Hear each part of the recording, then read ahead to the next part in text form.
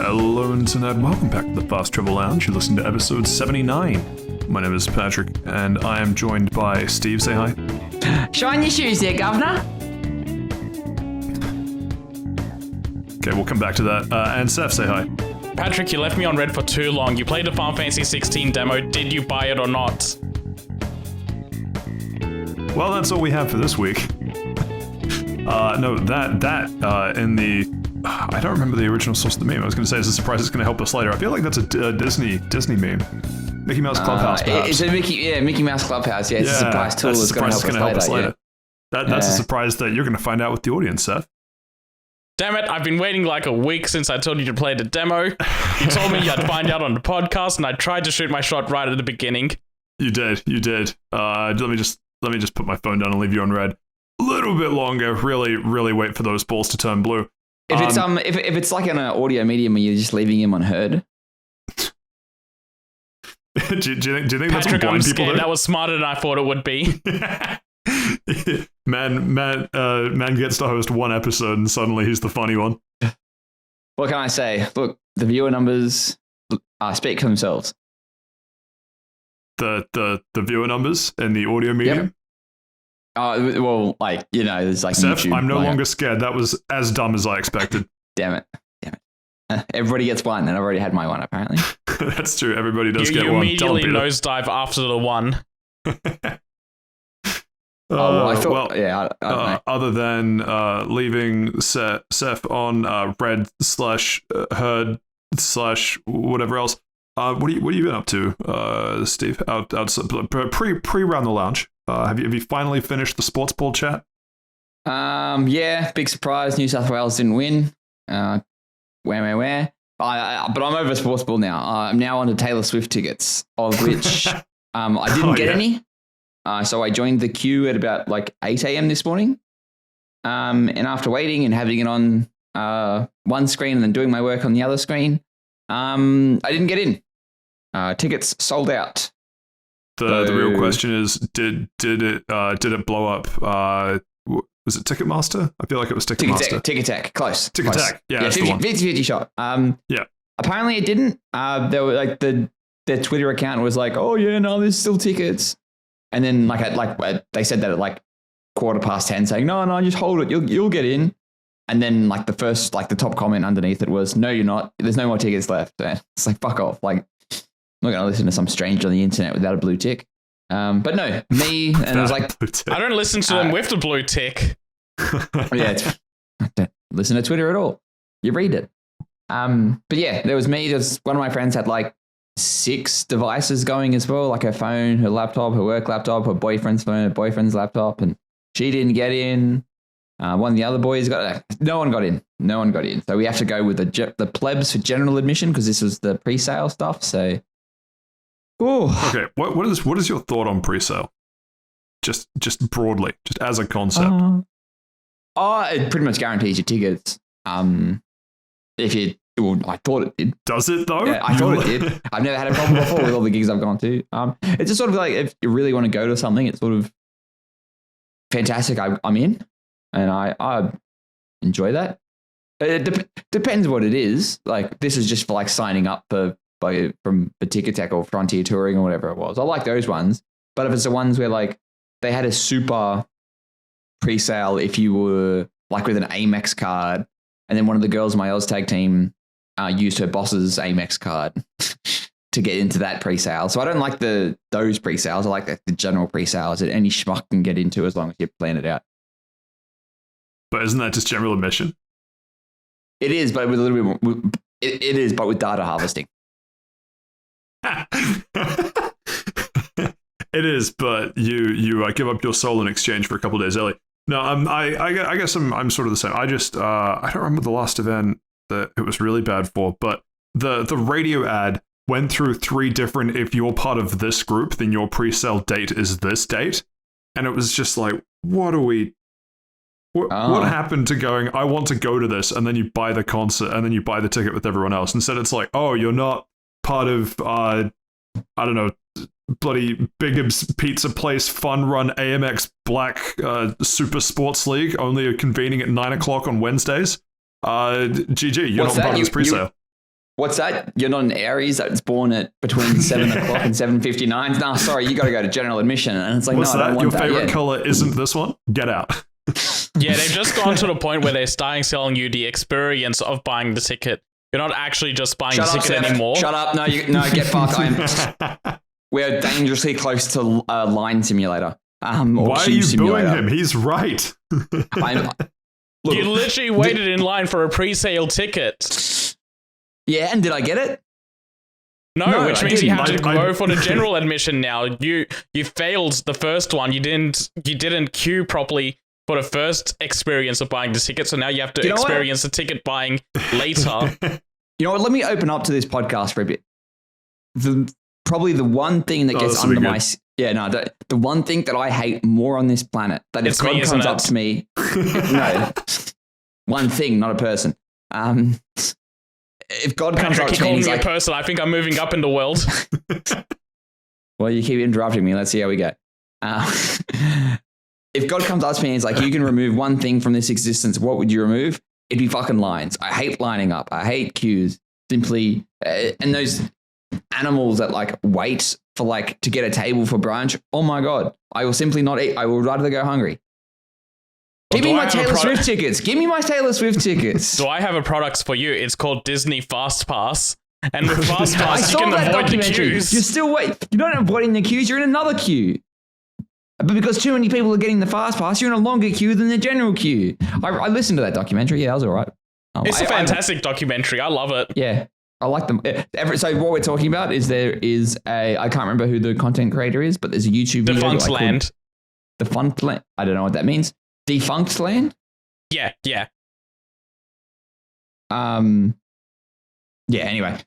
I can't believe you threw him that hard with Yeah. the channel name. Holy shit. His entire YouTube channel is about documenting theme parks, theme park rides, and everything about them. And he did like an actual documentary length video on Fast Pass and how it affected Disney and just how it's still out of control and how they still can't manage it properly. It's such a superb video. Yeah, and it shows how like greed got in the way and all that kind of stuff. Oh, What's crazy is this might be the 5th time we've brought this up. is it?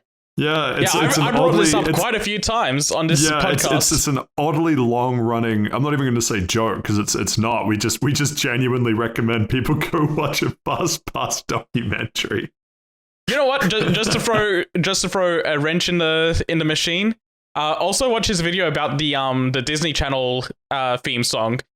It's like 4 notes. No one knew who composed it for the longest time, so he went digging to find out who it was, and that is also a fantastic video. Damn. All right, I'm not going to watch that. But yeah, Disney Fast Pass, everybody watch it. But anyway, what was I saying? Yeah, I hate fucking queues. Right, I'm done. I'm revved up. Let's go. What else do I hate? Yeah, okay. Screw it. Why don't we just go straight into Around the Lounge? What else have you hated this week, Steve? All right, you know what I've also hated? And look, apologies. This will be a bit of an edging moment because I don't have a resolution to this story. It's not a race thing, is it? No, it's not. It's not a racism story this week. Actually, yeah, I don't have a funny joke to say, but they won't get me kicked. I thought you were going to say, actually, yeah, it is a race thing now that I think about it. No. So, look, I've needed over-ear headphones for a while. Like, I have some wired ones, and they're all right, but for some reason, the cat thinks it's dental floss, and he's always chewing them. So in the morning when I go to like use them, it's all like soggy and gross, and I'm not a fucking fan. So I've been looking for some wireless ones that I can use on both like the Switch and for around the house and for Xbox gaming. So I'm like, you know what? Give me those Starfield Bluetooth headset that's just recently come out. So I bought that from JB Hi-Fi, $170 dues. And it's like, oh, cool, I'll pick it up. I don't want to pay for shipping. I refuse to pay for shipping. I will simply walk and pick it up. And they're like, nah, you can't pick it up. I'm like, oh, fuck, fine. And then shipping is $13. And I'm like, oh, fuck, $13 for shipping. And I'm supposed to, and like, all right, cool. When do I get it? The 10th of July. And I'm like, all right, that's fucking 2 weeks. And it's like an extra $1.50 for express shipping. And I'll get it like This is on Tuesday when I ordered it, so I was supposed to get it today. So I'm like, fuck, I'll pay the extra $1.50 and get the thing today. You know what I didn't get today? Starfield headset. So I'm just fucking raging right now. There's something on the news docket that's tangentially related to this story, and I'm scared that Stephen might actually go and do it once we bring up that topic. Okay, I see it. I'm not, yeah.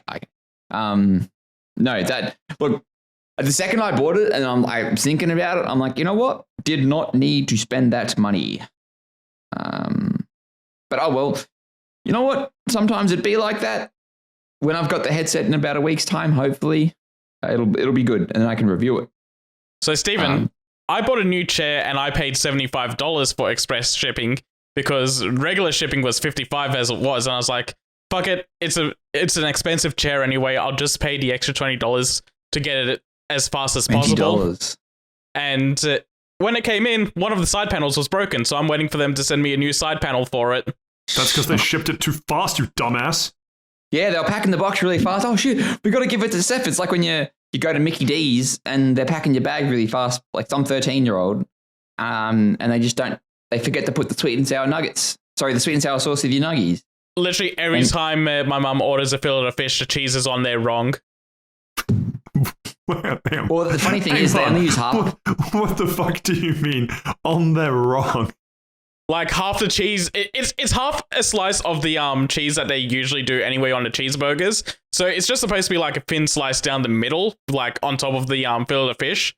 She usually gets it like half of it is on the bun or like half of it is inside the box. They just throw it in there and hope it lands on the bun where it's supposed to be. No, so as someone that has worked at McDonald's, they do it intentionally. I've also worked at McDonald's. Yeah. Oh, well then you'll know well you'll be. I didn't know you worked at McDonald's. Wow, we got so much in common. I've been worked up at McDonald's. I mean, same, but who hasn't? Sorry, I just wanted to fit in. I'm getting worked up on this podcast. So you'll know that the fillet of fish buns are steamed. So like once you put that half a slice of cheese on there, if you don't get it on perfectly, you're not fucking doing it again without ruining that bun. Yeah, I know. So they should be putting it on perfectly anyway. They shouldn't just be throwing it on there. You know what? That's probably every time that you fucked up a fillet of fish, your mum's getting punished. I never fucked up a fillet of fish. Yeah. I was always careful about the burgers because look, I'm just saying I didn't want people around. to throw the burger back at me. Meanwhile, Steve over there, nickname at McDonald's was Steve would fuck a fillet of fish, and then I was going to drop the last name, but maybe we don't dox you just yet. But what'd she order? Fish fillet, like that song. Anyway, what song was it? I don't know. That lyric is like vaguely familiar, but I can't think of the song. Rats. I'm not going to. It's about someone being in Paris. Oh. Rats, I nearly got us killed. So it is a race thing with you. Okay. Oh, okay, no. cool. No. Got it. Right. Quick, Steven, what's the flagship monster of Monster Hunter World? Don't do it. It's a trap. Don't do it. Whoa. So what else has been going on around the lounge? I said my story. What have you been up to, Pat? Well, I actually threw it to Saif just before. Saif, what have you been up to? And don't say Final Fantasy XVI. So, Patrick, what have you been up to since I'm not allowed to say what I've been up to? But I also can't say Final Fantasy XVI. I guess we're in an impasse. Hold on. Let me shuffle through the papers real quick. It looks like you've written something else down on here. That's true. That isn't Final Fantasy 16. Yeah, we call this barrel scraping because I wanted to make sure that I had something to talk about, and I feel like Steve was also going to drop that story, but not in the Round the Lounge. Hey, it's 79. Structure goes out the window at this point. Sorry, I was revved up from the Taylor Swift thing. I was on an angry tangent, some might say. Yeah, finishing too quickly happens to a lot of people. Don't worry about it. So I have picked up bits of God of War Ragnarok again, which I still haven't finished from. It's kind of like the on again off thing because I'm playing it through with someone else, and so timing is kind of necessary to figure out when you progress. But I'll give a quick update on that. And then I played the Final Fantasy XVI demo, and possibly the full game as well. We'll have to wait and see. Seth, what have you done? I've just played Final Fantasy 16. And the demo? No, I didn't touch a demo. I just went straight into the game because I was like, I'm going to play the demo. It's going to be 2 weeks out from release. And then I'm just going to be fiending to pick up the game. So I just skipped a demo entirely and just went into the game when it came out. I'm already at about 34 hours into the game after one weekend. I don't know whether to high-five you or feel sorry for you. I think it's somewhere in the middle. Yeah, somewhere in the middle. Right. Well, with all of that out of the way, I guess Steve's story time is already over. Quick Ragnarok update. I don't remember where I got to when I last spoke about this, but I know for certain that I remember that the last time we spoke about this, I just kept interrupting you about talking about how great ProZD is. True, and you know what? You're right. But other than that, I don't know if I gave an update past being in meeting the girl who I've already forgotten the name of. Wow, this is a really good go. Agrabota? Agrabota. So definitely talked about the Agrabota sequence. I don't know if I've given an update since, but continued playing. Finally talked to the Norns and collected the spear. And I am a spear fan. I love me a bit of spearing. I also love the spear, but I also love what they do with the spear in this game, like how they tie it into lore and just a general idea of what it is. Like the spear itself isn't a weapon; it's just part of something that creates the spear. And what? You know, I haven't played this game. I'm not going to poke holes in it. You really had to be there. You have to be there. I'm trying to dance around it to not spoil Steven, but no, it's like look, realistically, fellas, just between us three and our millions of listeners, I'll forget. I'm at least 6 months away from getting a PS5. Maybe a cheeky Christmas present from Santa if you're listening, big fella. But yeah, I'm gonna forget. I'm glad that this podcast is full of Santa believers. What a funny thing to say. Welcome back to Fast Christmas Lounge. It's not even a Christmas episode. I will not allow a Santa denier to be on here. You know what this is? This is our half Christmas episode. Oh, hang on. Let him jingle. Let him jingle jangle all the way home. No, I'm serious. Here we are halfway. Well, at the end of June, Christmas at the end of December. Coincidence? I think not. But anyway, yeah, the spear, sick. Such a fun weapon. I normally default to the axe because I like its heft, but I like how the spear feels different enough to the chains and the axe that it feels good to use. It doesn't feel like it feels like a weapon, not just like not a plot device, but you know what I mean? Like it doesn't feel like it got introduced and you go, oh man, all of this work was done to make me really like the spear. It's a shame it plays like shit. It's also not what I was expecting. Going into Ragnarok and like all the build up towards it, I thought we would have killed Thor and taken the hammer. Instead, we get the spear, which is also really good. And like, I was like, before playing it myself, I was like, how are they really going to make the hammer different from the axe if they're going to do that? Like, it feels like the thing that they're going to do, they're going to give you Mjolnir no matter what. And instead, they give you this spear, which is fantastic in its own right. And I'm really glad that they went this direction instead of giving you the thing everyone expected you to get. Yeah, that's true. Even the frozen lightning bolt and stuff has been pretty cool. I will say though, some of the I've forgotten the archetype.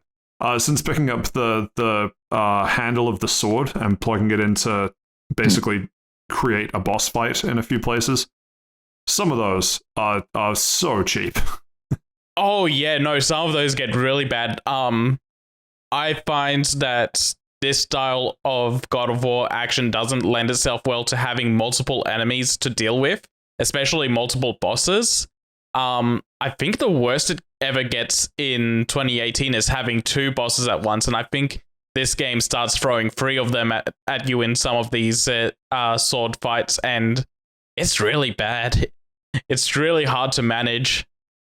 I don't think in the variant that I'm talking about, I don't think I've fought more than one at a time, but it's more like I, will fight and then, oh no, I got a parry wrong, I took some damage or that sort of thing, and fine, I accept it's a skill issue on my part.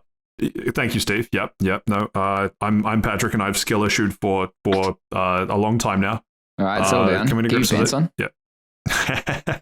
But particularly with, it might have been the first one when it's introducing it to you when you're on the ice fields, and then I get him to really low HP, and then I get one block wrong, and it feels like he just crits me. Because I was feeling good. I was like, he's down to low HP. I got like at least a quarter left. I knew I could tank a hit based on how much damage I'd taken when I'd screw up something else. And then he just whops me and just instantly kills me. And it's like, is that a skill issue? Or like what happened there? Because it feels cheap. Yeah. It feels so cheap to die like that. Yeah, I feel like maybe they do get a little bit of a damage buff as they're getting closer to death. That might just be placebo effects. I'm also very aware that when I did these, as they're getting closer to death, I get very greedy, and I'll try to tank a couple of hits to ensure that I get those last couple of hits in myself, but then it just becomes a trade that I lose, and then I get frustrated that I played that way instead of playing it safe. Because I had that with one, because I've fought 3 of them so far. I don't like Beast something. They all have some name. I don't remember. It's like a little stone. Anyone that's played Ragnarok will know. It's like the stone key that you put the sword into, and then you get to do the fight.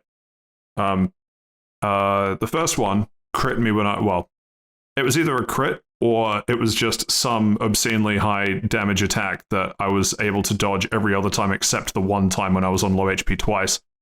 So the first one just crit me to death twice when they were on low HP. Okay, feels cheap. Got mad, sat forward in my gamer chair, pushed my glasses up a little bit, and then kicked his ass. Second one, he's like a poisony type guy, and he likes to jump up and slam down on top of you. And so normally through the fight, he'd do maybe 2 of these. And when he got to low HP, he did 5 in a row. And it was like, okay, I think I got the timing down, that it's not too much of an issue, but also, what the fuck is happening? Because I can't hit him when he's jumping up and like waiting to slam down on my head.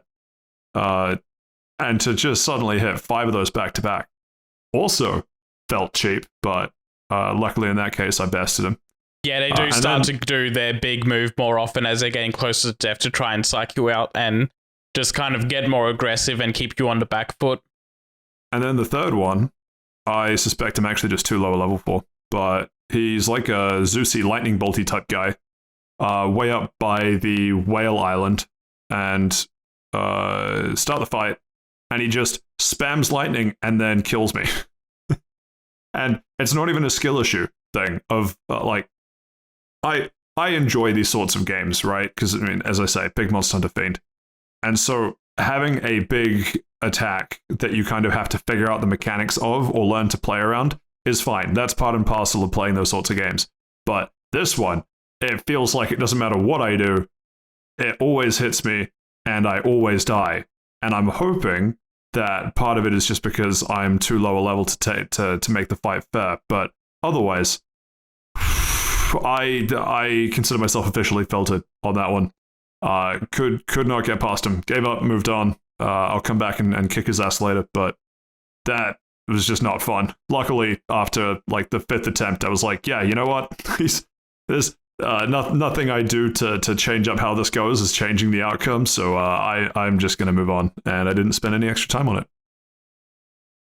Clapped myself on the back, because normally I would be gamer posing my way several hours through that, like bloody Beast Clergyman and Dark Souls, because that is still the gold standard for the number of hours spent on a boss. Got him to a sliver of health multiple times and just not quite done enough. But Anyway, otherwise, Ragnarok progressing well. How's the story? You haven't really talked about the story that much. You just the been reason talking I about you haven't got talked tilted. about, yeah, thanks. The reason I don't talk about the story a huge amount, the story moments are really good, particularly because I really enjoy how they've done Odin as a character, and Thor as well. Actually, I really like the Norse pantheon they got going. But the problem is, the way that I play God of War, I want to kind of experience everything in each area as I go, and the problem with that is that it means that these story beats become so few and far between. You kind of have to remind yourself of what the story's doing, because you'll get a great little story snapshot, and then you'll spend 6 hours running around doing side quests, and you'll get another little tidbit of story. I'm sure there are some ways of playing that suggest that you just go through the story and do minimal side activities, and then you kind of keep the momentum going in the story, and that's probably a better way to play it to experience the story. But that's wrong, and the game also kind of, they purposely give you these moments to go and do the side quests, and they even give in-character explanations for why you're going around doing the side quests instead. Like, there's a part where you're going around, actually, I don't know if this is after what you've done. Well, I'll give you the one that I just got hit with, which was Kratos. You seem really angry that that you've been told something will happen in your future. Why don't you cool off by doing some side quests? Yeah, that's one. I don't know, but it's like in your face. I don't know. That sounds one of the ones that I remember is that Ragnarok is coming, but it's going to come no matter what. So let's just take a moment and spend time with each other for a little bit before pushing ourselves to that final war. That's pretty good. The reason why my one was funny and poignant is because me playing completionist, I'd already done all the side content in that area before getting that voice line, and so no, Kratos went back through the fast travel door angry. He didn't have time to calm down. Yeah, so the story's great, but I also don't think I'm.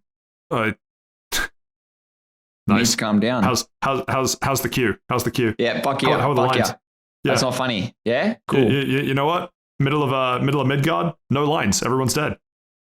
All I'm saying, there are some perks. True.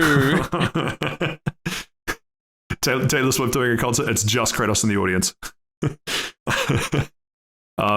Yeah, no. I'll give mods on the story as I think there's more to give, but currently it's just there have been little bits. It's a lot of good character writing so far, and less the story itself. That's a really good way to describe chunks it. of story every now and then, but in between those chunks of story, it's really leaning heavily on how well they've written the characters and their interactions. I guess because you haven't played it, Steve, the story update that I would give from what I played recently is I got the spear, which is a story moment, but in terms of specifically to the story, that is it. That is all that little story beat achieves, is you now have a spear. It's delivered in a story moment, but all of what makes it really cool are all the character interactions and things, which are a lot harder to kind of talk through. That sort of thing. So the whole reason of getting the spear is we need a weapon that'll help deal with Heimdall, because we need something that'll catch him off guard. And Kratos being a Spartan, they're like, a spear will do him good. Yeah. I'll definitely give more of a story sort of recap. I'm sure we'll end up talking through it with Saif once I get close to actually finishing this thing. But for now, I just wanted to give a quick, and I look at the time and realize it's not super quick, update on that. But I guess onwards. You know what? It's about 13 minutes. That's quick for your standards. Okay, that's hurtful, but also accurate. Final Fantasy XVI. So, I played the demo. How was it? There we go. No, that's it. That's your story. You played the demo. That's done. Sorry. I was putting the timestamp, so as I was typing in FF16, I was like, oh, he's waiting for me to ask, how was it? There are parts of it I liked. There are parts of it I didn't like. I have not bought the full game. All right, hit me with the parts you didn't like. I'm assuming it's gameplay, and I need to know if that was it. dropped. You are already more excited at that right now than at any point I've seen you since talking about Final Fantasy XIV. And that's a high fucking bar. So I thought the thematic introduction bits of the two, I want to say the two titans, the two Defiance? Icons, thank you. The two icons fighting, sick. Super into it, loved that. And then you get knocked out and you go to a flashback into a tutorial area, and I'm like, okay, I know what they're doing. Let's just get through this. Let's go back to the awesome, cool, icon-y stuff. And I gotta be honest, and it's not a spoiler because it's in the demo and has probably very little bearing on the main game. But as soon as I saw how charismatic your dad was, I knew he was gonna die. Sean Bean moment. It absolutely was. It's like here's the hometown hero, and I'm like, every character writing fiber of my being is telling me he's gonna die tragically in the next couple hours. So basically everyone in that beginning section can be mirrored into a Game of Thrones character. True. Joshua, actually. your younger brother, is basically Bran Stark. Clive is basically Jon Snow. The father is Eddard Stark. The mother is Cersei. I really don't like how accurate you are with these descriptions. They're wearing their heart on their sleeve with how much this is inspired by Game of Thrones. But those inspirations are a base, and the further into the game you get, it does carve its own identity. Well, it can't because Eddard's fucking dead. Yeah, I want to get that out of the way early. Yeah, fair. So the bits that I was on board, and then every writing trope hit me when I went to the flashback. I'm like, okay, I know how this is going to play out. Nothing surprised me playing through most of the story beats up until the kind of big finale. Where the game lost me is the combat system, and this is got to contextualize this. Off the back of Ragnarok, big Monster Hunter fan, and haven't played a Final Fantasy game since I think 8. There might possibly be a little bit of time on one since, but 8 was the last one that I know that I played, and even that was a lot of years ago. The combat I just couldn't quite get because it didn't feel it felt like it wasn't leaning hard enough into either fighting mob waves and you feel godly and untouchable, or each one is kind of a trial and you have to wear them down. And the reason I say that is even the little like goblin guys that you fight in the swamp, there are so many of them. I wanted it to be just a mob, like a mob bash thing, sort of Devil May Cry type thing. But the tools that you're given aren't powerful enough to deal with them quickly, that each combat encounter felt too drawn out, which is a weird sort of, it feels like a weird complaint to bring up, and it might just be because I knew it was a demo and I knew that I was currently in a flashback, but part of me just wanted to speed through some of the combat sections, and then having one of the goblins sort of, like the leader of them, sort of run off and just be a little shit about it was like, okay, this is just being drawn out for being drawn out's sake. And I don't think it just never really. So I'm going to hit you with something rude. Sure. That is 100% a skill issue. Cool. The game gives you tools to get through fights faster. The whole Phoenix shift is how you get around to those enemies quicker. It does give you an AoE attack. It's a lot of. Hang on. This is the demo. Don't forget. Do you get that? No, you have those in the demo. Yeah, you have Phoenix Step in the demo, and I tried using it, but it just didn't feel. It sounds hyper specific. There was too much end. I'm trying to think of the Smash term when you finish an attack and you have like a set amount of time where you're just not doing anything at the end of an attack. I swear there's a name for it. End lag. Is it end lag? I was thinking of recovery. Yeah, recovery. Yeah. So I tried Phoenix. The game was like, hey, you should use Phoenix Step, and I'm like, okay, I will use Phoenix Step. And so I Phoenix stepped around, but it honestly felt like half a second of end lag or half a second of recovery after each Phoenix step. So you got your one attack in when you Phoenix step to something, and then there's just this sort of pause, and it chunked the momentum down for me.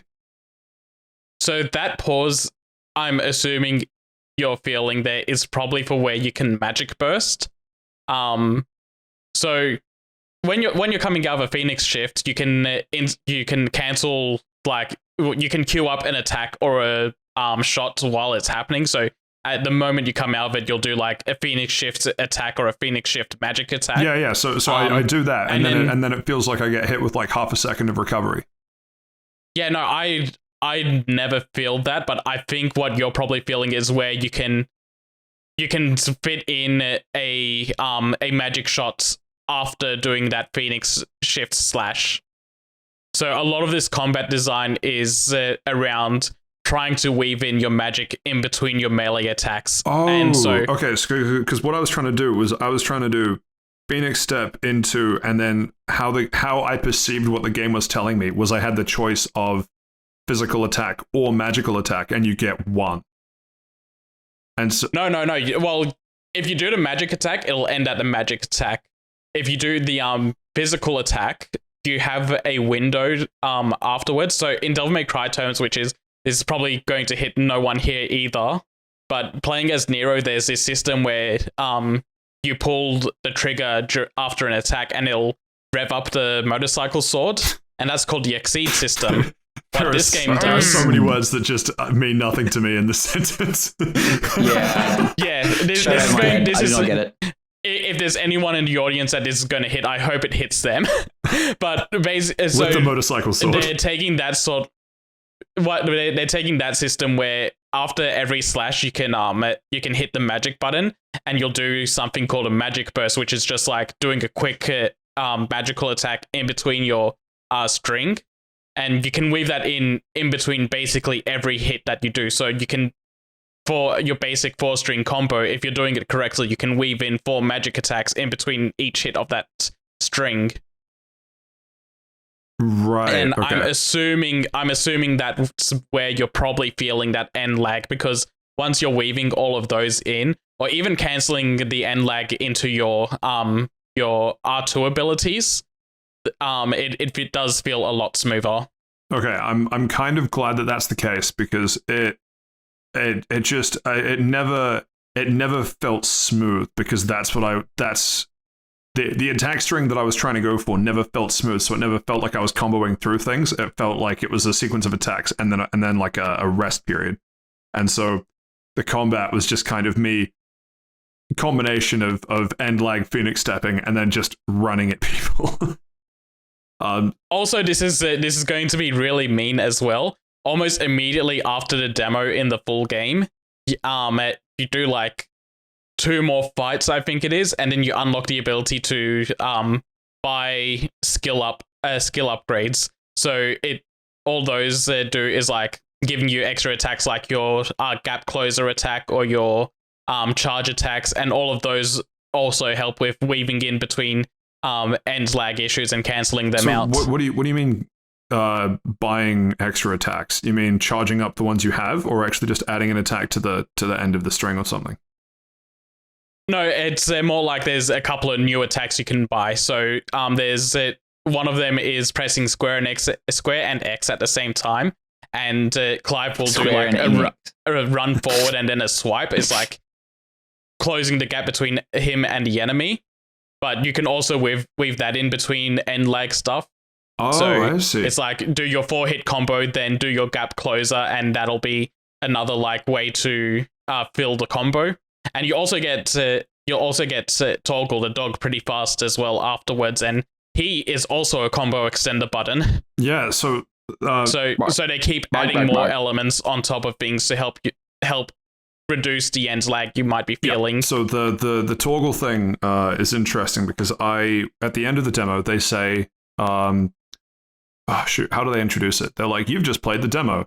Click here to go to the store and buy the full version. You've also unlocked, I think they called it a boss rush mode. It's the iconic challenge. That's it. Thank you. Yep, the iconic challenge. And so I played through that, and What a fucking that's a And cool name. Okay, so I'm just putting in comments. Some of the issues that I felt were a lot lessened in the Iconic Challenge, but it still didn't feel that comfortable. And I think part of it not feeling comfortable is also that is it which one's evade? Is it R1?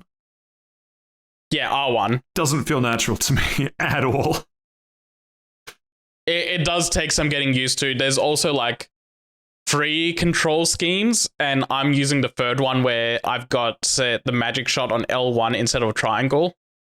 That would help a bit too, actually. I didn't actually think about if they did alternate control schemes. Yeah, I'd prefer if they would just complete remap, but there's 3 of them at the moment, and another patch is coming along the way to add even more. Huh. So they're trying to account for people being comfortable, but I would just kind of prefer, hey, let me just remap these buttons how I want it to. And the final thing, which this one is definitely a skill issue, the evade system I could never figure out. Similar to, I think it was the Celeste thing we were talking about, how sometimes a jump will happen and you're not really sure if you doing a jump in a particular way was luck or skill. That was a lot of the evades, both in playing the demo and the Iconic Challenge of I couldn't tell if I was supposed to press the evade button as I was getting hit, before I was getting hit, or just using it to just sides, kind of like a Monster Hunter roll of just rolling out of the way and not trying to use it for iframes. And what was funny was I think it wound up being equipped. I don't quite remember, but the accessibility ring for automatic. I don't think it's automatic. Oh, it might have been automatic evasion, and then giving you a prompt of stepping back in on the parry attack made it feel way better for me. Yeah, so biggest skill issue of my life. The way you want to evade is like right before the attack lands, but also this is going into the meme territory again. There's a skill you can unlock that increases the window of when you'll trigger the precision dodge, which that was it. Really makes it a lot easier to just trigger those precision dodges and then get your counter hits or counter magics in. Because when the combat felt the smoothest for me was when I was in the Iconic Challenge, swapping between the different steps. No, the different icons. Okay, it's just the different icons. Swapping between the different icons and getting the evasion into counter hits. All of that stuff was when it felt the smoothest. I just wasn't sure if what I was playing, I was, because they said this is like sort of more end gamey type build. I wasn't sure if what I was playing was going to be closer to the experience of playing through the game, or if it was just going to be at the end when everything just becomes a bit easier. And the game also didn't tell me that the skill upgrade. They said you could upgrade skills, but they didn't say that you would get new skills. So I'm really glad that they have new skills as options, but I'm kind of disappointed that they didn't make that clear, because it sounded like you just got stat upgrades, because every time you hit a level up, it would just give you the stat boost. And so I figured the level up was just choosing more, like one stat to put more points into. Yeah, no, so the demo is literally just, well, besides the Iconic Challenge, the main demo is just the first couple hours, a slice of the beginning of the game. Yeah, the first 2 hours of the game. And this game is slowly introducing you to all of its mechanics. Like, you do not get all of those mechanics right away. Hell, I think it was probably around the 13-hour mark where I had the ability to do everything, but I didn't have the ability to max out my icon slots. So they had slowly introduced all the precision stuff, and then once you get your second icon, they start slowly introducing like the concept of switching between them and how to juggle them. And then you get another mechanic after that, and then that fully kits out your entire controller basically and Clive's moveset. And yeah, it's just a slow progression to every time they introduce something, you get to bang your head on the wall a little bit to practice it and kind of get the hang of it. And then when they feel like it's a comfortable time, then they introduce the next mechanic. And that's when they start explaining all those things. Like, they don't explain the ability tree and buying new abilities until you unlock that thing. And they don't explain other icons until you unlock your second icon, and so on. Yeah. It doesn't sound like you're enjoying it, Pat. The thing was, I really enjoyed the story. Like, the story was sick. It was just parts of the combat. Yeah, but it was just the thing was, parts of the combat were like, some of it, like the dodge stuff, was just a straight up skill issue, and I recognized that. But other parts was but it should be like, especially for a demo, like, is it a skill issue because you're not getting it, or is it a skill issue because the game's not telling you what to do, or the timing is awkward? For me, it was because the timing is awkward, but that's also because of other stuff that I've been playing that is similar enough that changes how I think this should be implemented. Yeah, so like with the counter dodge, like in God of War, your parry would be the frame that the attack lands, while this is like you want to do it within like a quarter of a second before the attack lands. And just adjusting for that when everything else is very similar in terms of like third person, overlaps with the combat system, shall we say, and everything else. Even trying to adjust your mindset of from when the attack connects to when the attack is about to connect is oddly difficult. And then it also being a different button. The number of times I hit circle expecting to roll and just getting punched in the face. No, as I say, the icon challenge made it a bit better. The icon challenge also highlighted that. So I was able to get, I think, every one of the icon slots onto cooldown. And I know that's not playing optimally, but it was odd to me that I didn't kind of constantly have some sort of special ability on the go. Like, the cooldowns just felt a bit too long for me, I guess is what I mean. Yeah, there are things in the game that helps reduce the cooldown as you're going as well. So a lot of your build in the game is going to be around like what equipment you're going to put on to help with certain abilities and reduce their cooldown or do extra damage. And certain skills have longer cooldowns, certain skills have shorter cooldowns. So it's going to be a lot of like juggling what type of playstyle you want in that regard. I will say of the three icons, I want to say the ground icon, rock, Titan. What? It's Earth, but it's also the icon is Titan. You mean, sorry? Okay, the silence is too long. I can hear the sound of Pat's brain fan going through my... Right, so elements-wise, the three that you're given is fire, wind, and earth. Yes. Name-wise, it's Phoenix, Garuda, and Titan. Okay. Something like Titan, like what the fuck? Yeah, no. Of the yeah. Okay. Sorry. Let me tie that back in with the feedback that I was trying to get to. So me saying that it felt weird that the cooldowns were so long. I really enjoyed playing as Titan. The game felt like it's not designed combat-wise to play as one icon. Would that be correct? Yeah, no, it's not. You're always wanting to switch. Sigh. And Titan, I can see why it'd be your favorite one coming out of God of War, because your circle ability as Phoenix was the Phoenix shift we talked about before, which is to teleport to an enemy. As a Titan, it's a block, and it gives you that same kind of counter window that God of War has to block an attack. It wasn't even that. It was just the fact that each attack felt more powerful. Like, it felt like I did... Yeah, that too. I don't remember what any of the names are, but you do one of the Phoenix attacks, and then you do some Fire Breath, and because it's in the Icon Challenge, the dudes kind of don't care. Like, there's like a little bit of recoil and stuff, but otherwise they still attack. It doesn't break their step. Meanwhile, you hit them with the Titan special, and they actually just get punched across the room, and you're like, this feels like Batman. I'm kidding. this like just feels strong. Don't say it. I just feel like the main protagonist of Final Fantasy XVI. But I'm saying is like I don't know if you have to equip it yourself. Yeah, go. No, sorry, you finish.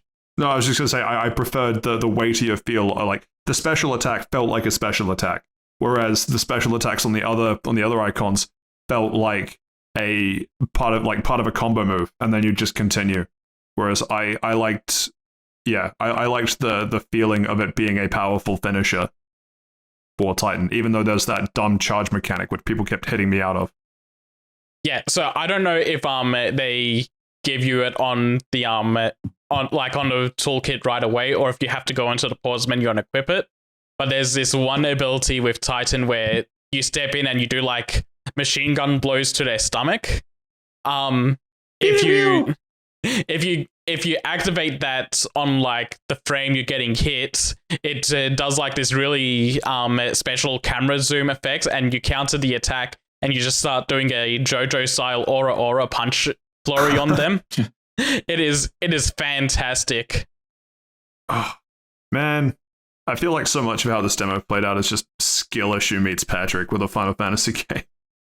It's a system you need to get used to. I'm used to it because I played Devil May Cry and Dragon's Dogma, and it's like it meets somewhere in the middle of both of those. See, I haven't played either of those. Yeah, so it's that's why I started off by saying I'm going to be rude. It's a skill issue when you're saying the mobs are like the goblin mobs are taking too long, because it's just I'm used to these systems, so I'm flying through it pretty easily, and I can see and I have seen people who aren't used to this style of game do take longer on certain enemies, and they do say that the combat encounters feel drawn out when it's just a thing of you need to get used to the system and take full advantage of it to fly through these encounters. See, I based on how the tutorial with the quartermaster went, if the game had said, hey, this is the kind of skill ceiling for these encounters. Like, I'm not saying I want a fucking timer in a corner in an S rank or anything, but the game nobody wants that. The game didn't give me any indication that the way that I was playing was suboptimal, and so it just felt it was kind of like, oh, this is what the game's going for. I don't know if this is for me. To now hear that effectively it's a self-imposed ceiling makes me really want to try it again with that in mind. Specifically because those sorts of games are much more interesting to me, where you're kind of limited by your understanding of the mechanics rather than the cap of the mechanics themselves, if that makes sense. So that's genuinely really interesting to really good to know. The final one, and then I'll let you talk more sort of Final Fantasy stuff, because I realize we've been talking about the demo on and off for about 20 minutes. But towards the end of the demo, I get that it's supposed to be this big climactic moment where you're the Phoenix fighting.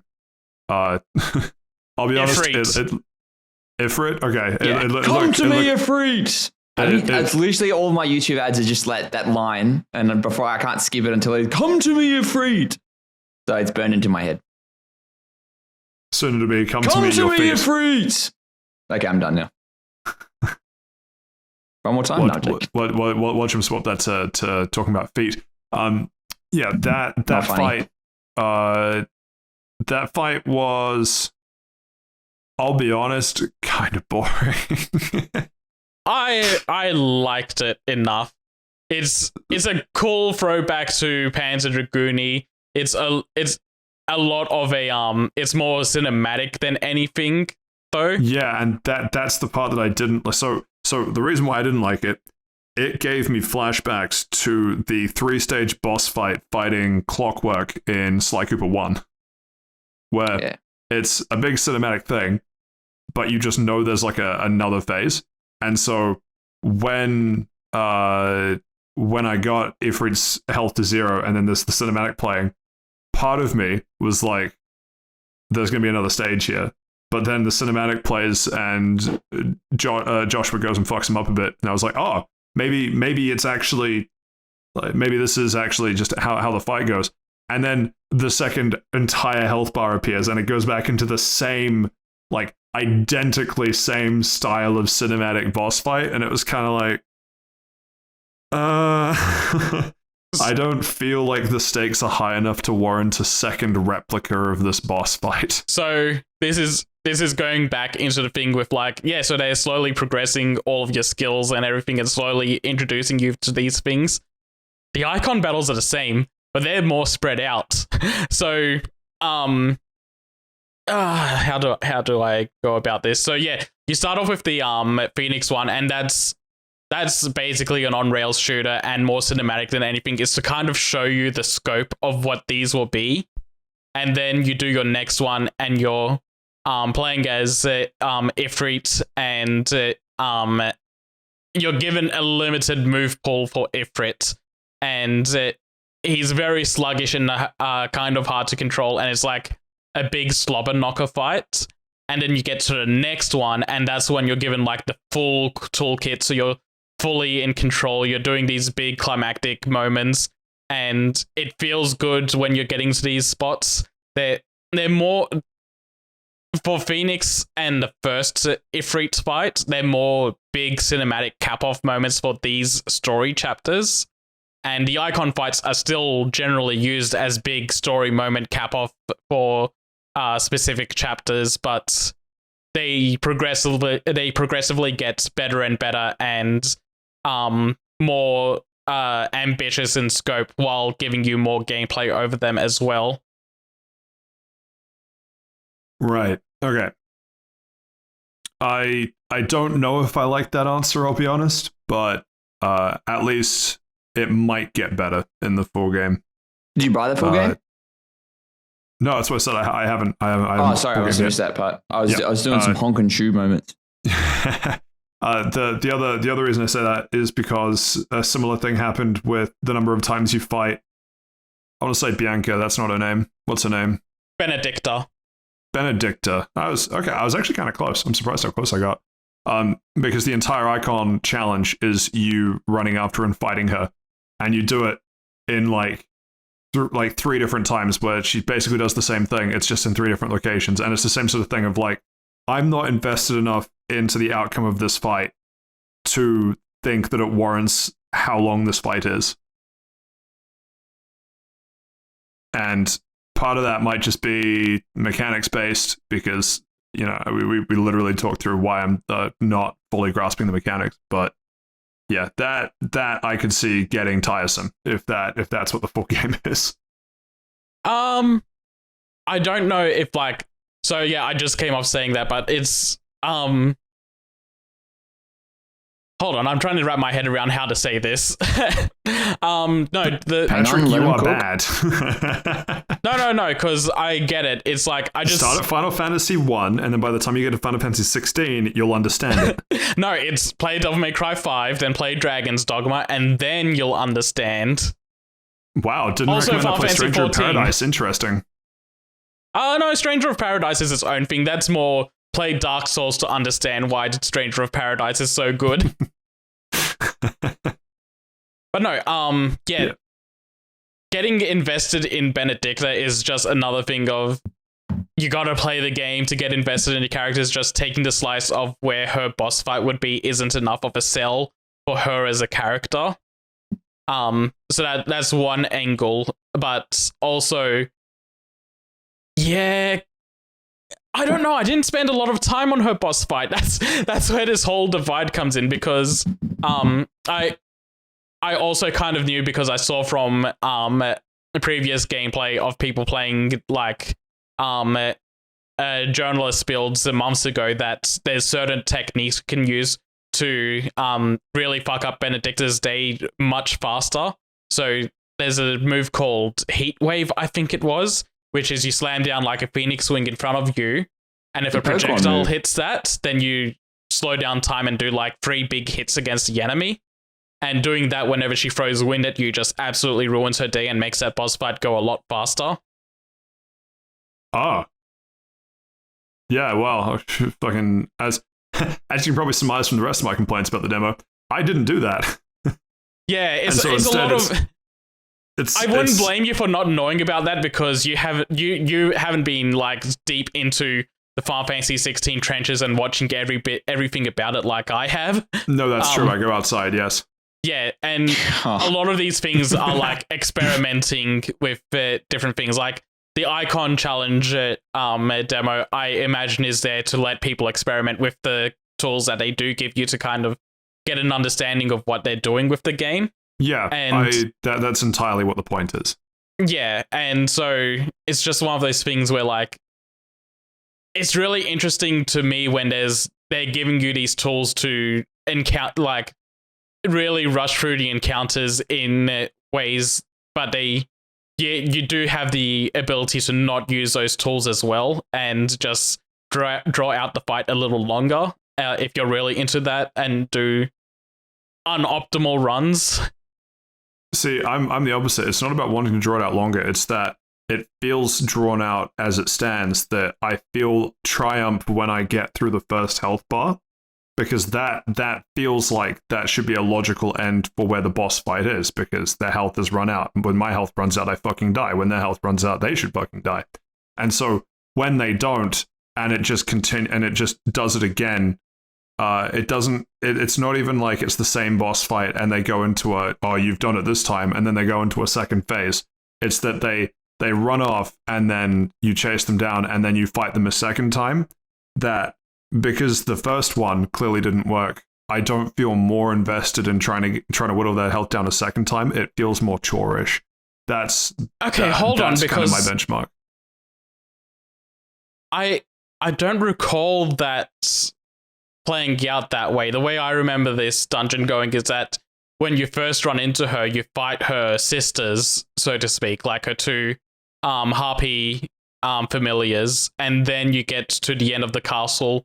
You fight her once as she is, and then once you take out her health bar, or maybe even half of it, I don't remember entirely, but she goes into this "you fucked up, I'm powering up" phase.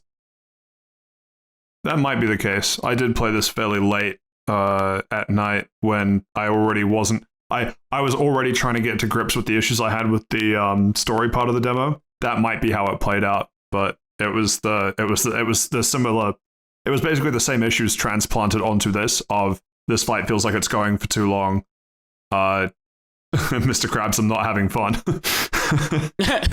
that sort of thing. But we've chatted about the demo enough. You've given me enough reason to at least take another look at, maybe not playing the demo again, but to at least look at doing the icon challenge again and seeing if do the icon challenge again and try to get grips with the gameplay if that's like the biggest hurdle, because if you're liking the story, then you don't need to go through that 2-hour chunk again to because the sell story yourself started on it again. The story started so well. The big ass fucking Titan running through the battlefield. I don't know what the difference between Defiance and Icons and shit are, but it was like, here come the ultimate weapons, and it actually felt like two ultimate weapons fighting. And if there's more of that in the story, gimme. But the gameplay just couldn't lift. Gimme. So to give you the quick answer, icons are the beasts themselves, like Titan, Shiva, Ifrit, and Phoenix. They're summons from are other the Final people. Fantasies, aren't they? They are. They're summons. My understanding of it is someone who's only seen a couple of trailers. And this conversation, the Titans are. And this conversation. Yeah, and the dominants are the people that turn into them. Right. And for Steven's sake, they're basically Jinchuriki. Okay, you fuck off, weeb. Go outside. Okay, cool. I realize I've tanked so much of the time talking about the demo. You know what? I'm going to make this its own separate timestamp. Yeah, that's fair. I to be honest, I'm now more interested in playing the main game. Just talking through the issues I had with the demo. So congrats, you're winning me over. So try not to spoil anything too heavily.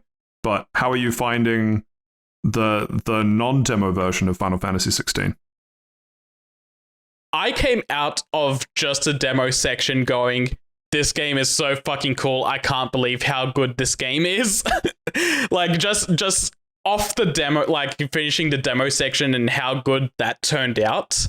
I was blown away by how much I immediately liked this game, and that has continued through the rest of the game.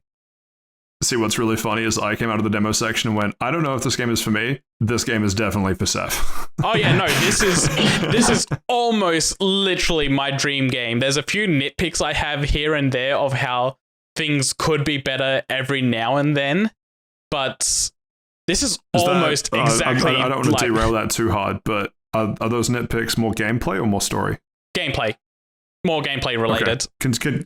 Continue your thought. I'm just curious, but yeah, continue what you're actually saying. Yeah, no, it's just even with those nitpicks aside, I understand why maybe some decisions were made over others. Like, real quick one is that it would have been nice if there were more combo options. Like right now, I've got everything that Clive can do on his base moveset, and I've had everything Clive can do in his base moveset since I had the ability to buy abilities, like go into the ability tree and buy them.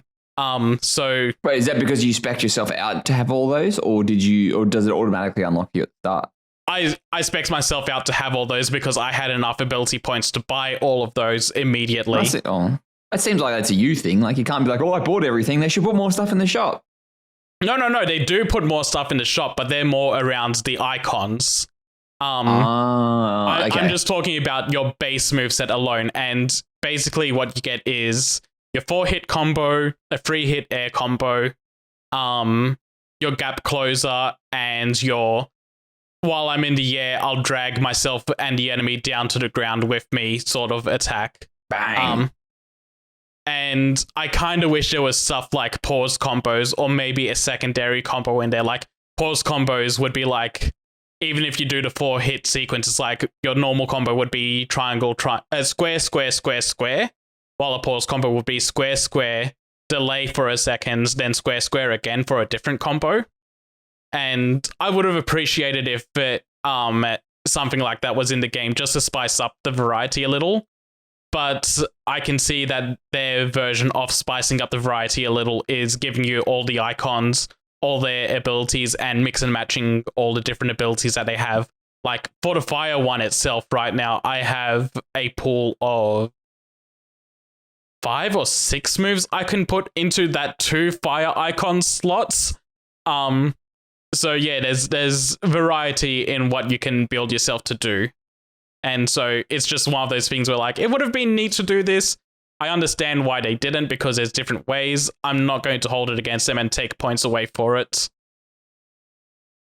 Yeah, they probably didn't want to overcomplicate it. Like, okay, hang on. So let's talk about would you say that the combat is complicated? Like hearing Pat's problems, and that's whether that's a skill issue or him not being as familiar with the genre.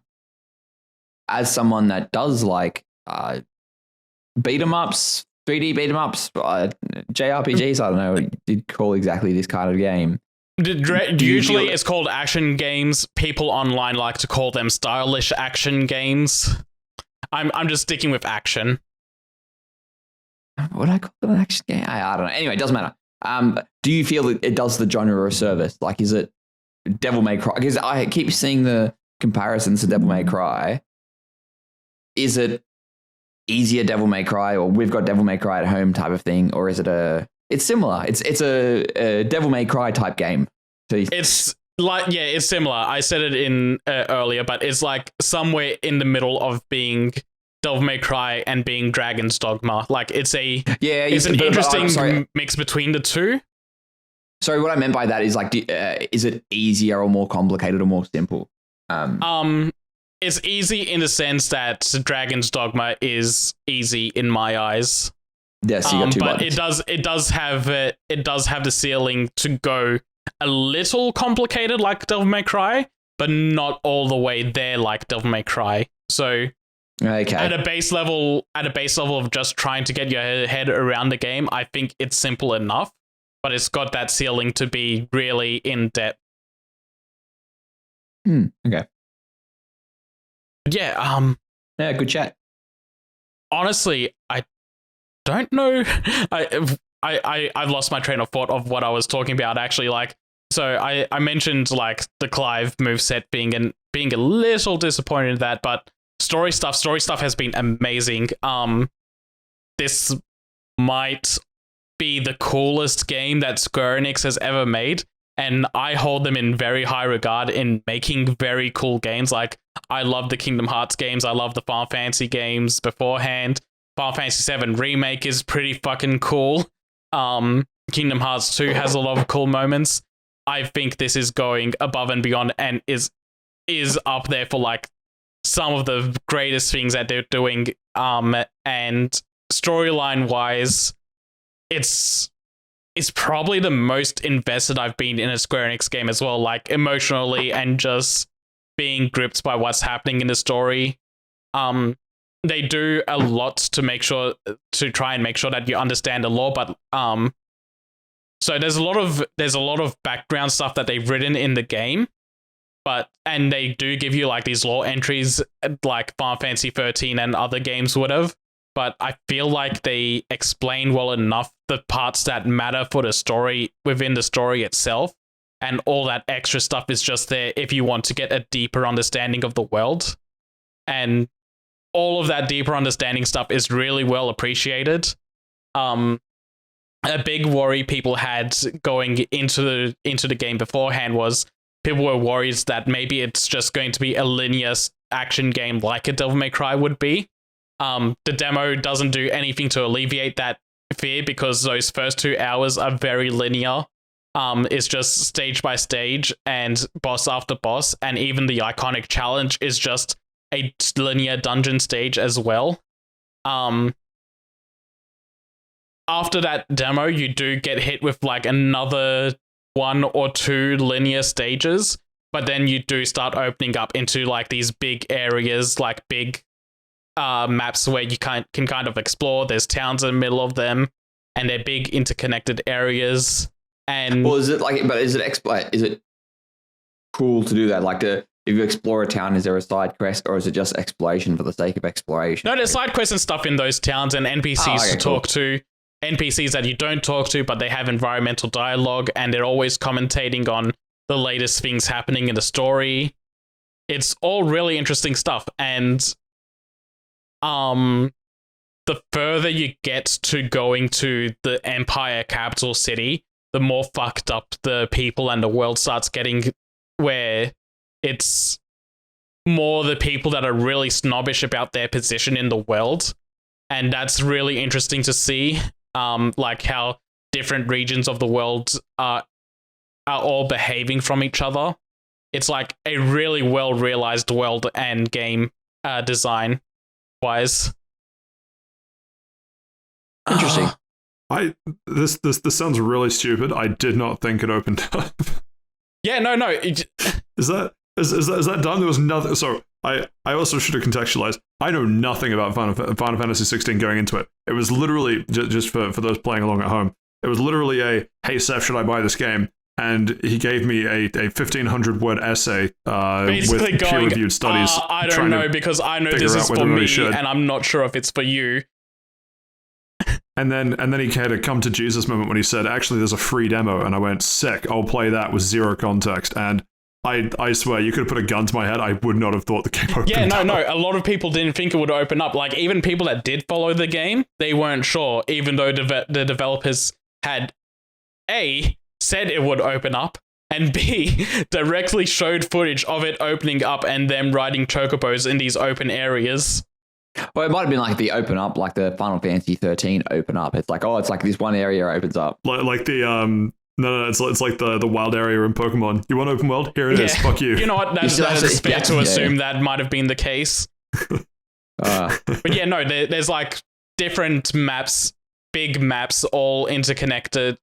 Well, not all 4 of them. Well, I assume there's 4. I've only hit 3 of them so far, but like they're not all interconnected like one big world. But like each quadrant has like multiple places that you can come in, come out of. And it's just like I'm gonna just say it. It's like a big Final Fantasy 14 map when you get into those areas.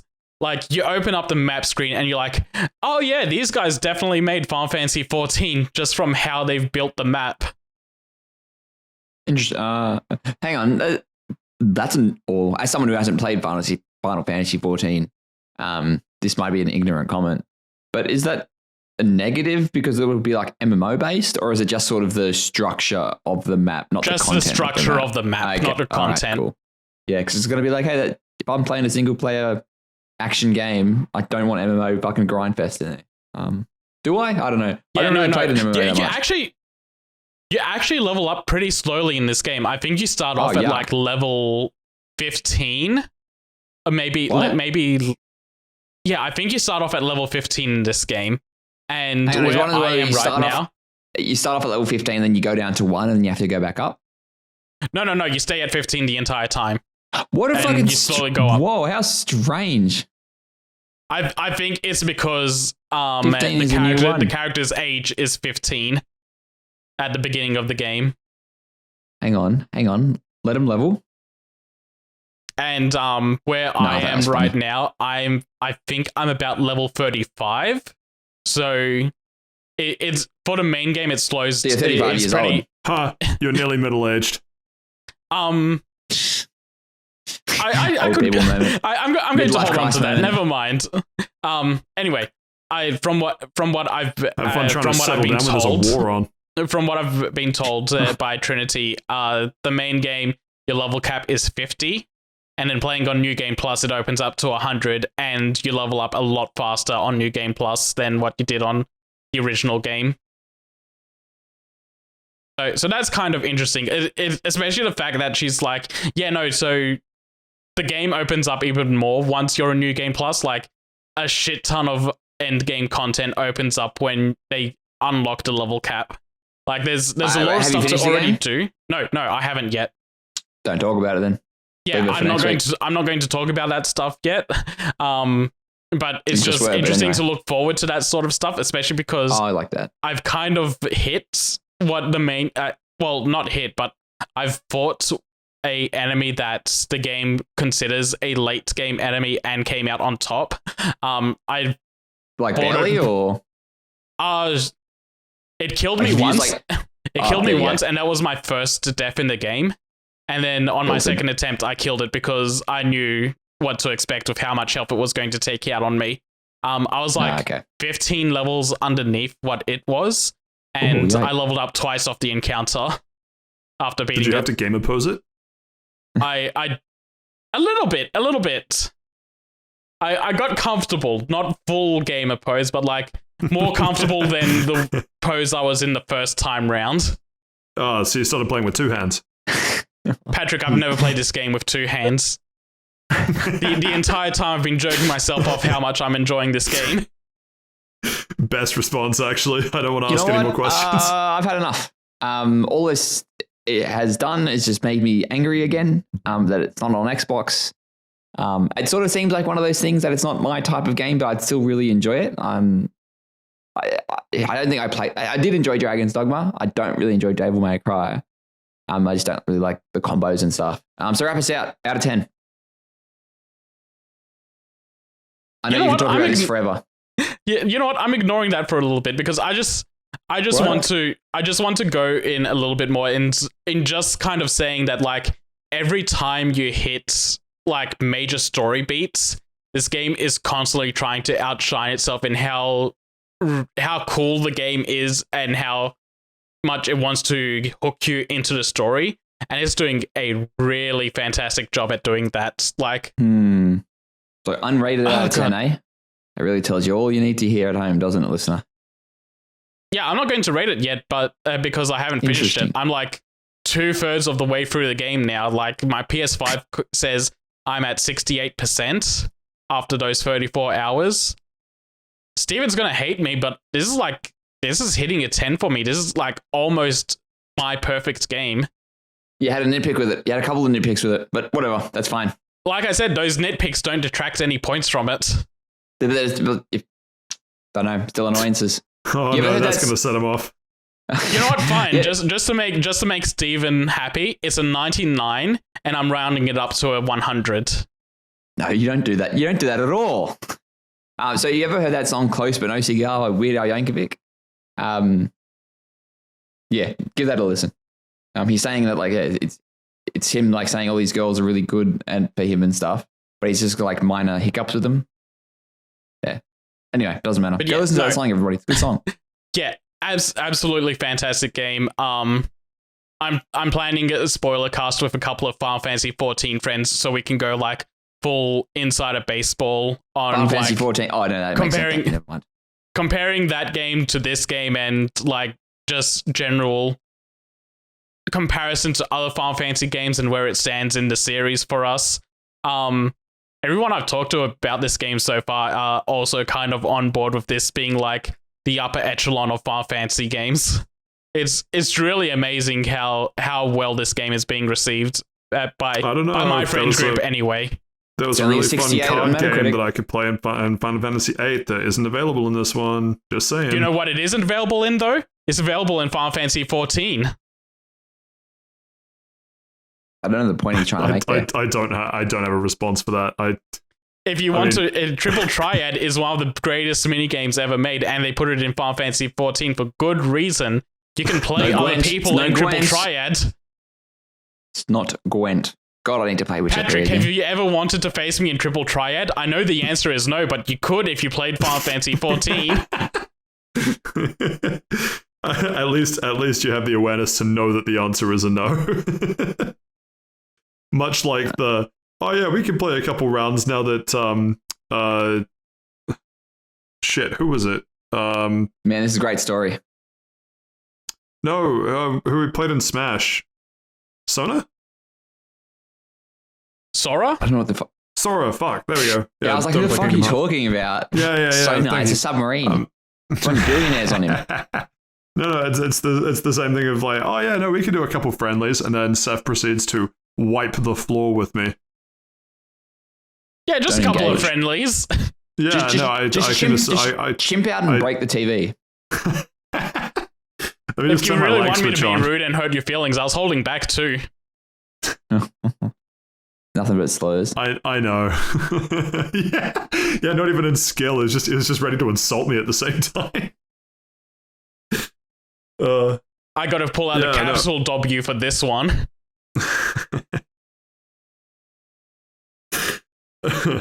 Ooh, we don't need that sort of spice on this. Yeah, cool. Are you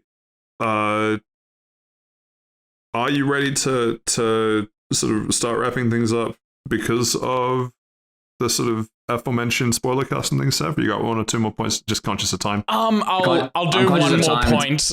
I boy. know we're conscious of time, but there is one more point I want to hit, and that's just kind of like it kind of hits on like the openness and how they do introduce side quests in this, and side quests aren't super deep or mechanically engaging. Like a lot of them are just like go to point A to point B, then back to point A, or go to. This does not sound like a selling point. Yeah. No, give me a second. Let me cook for a second.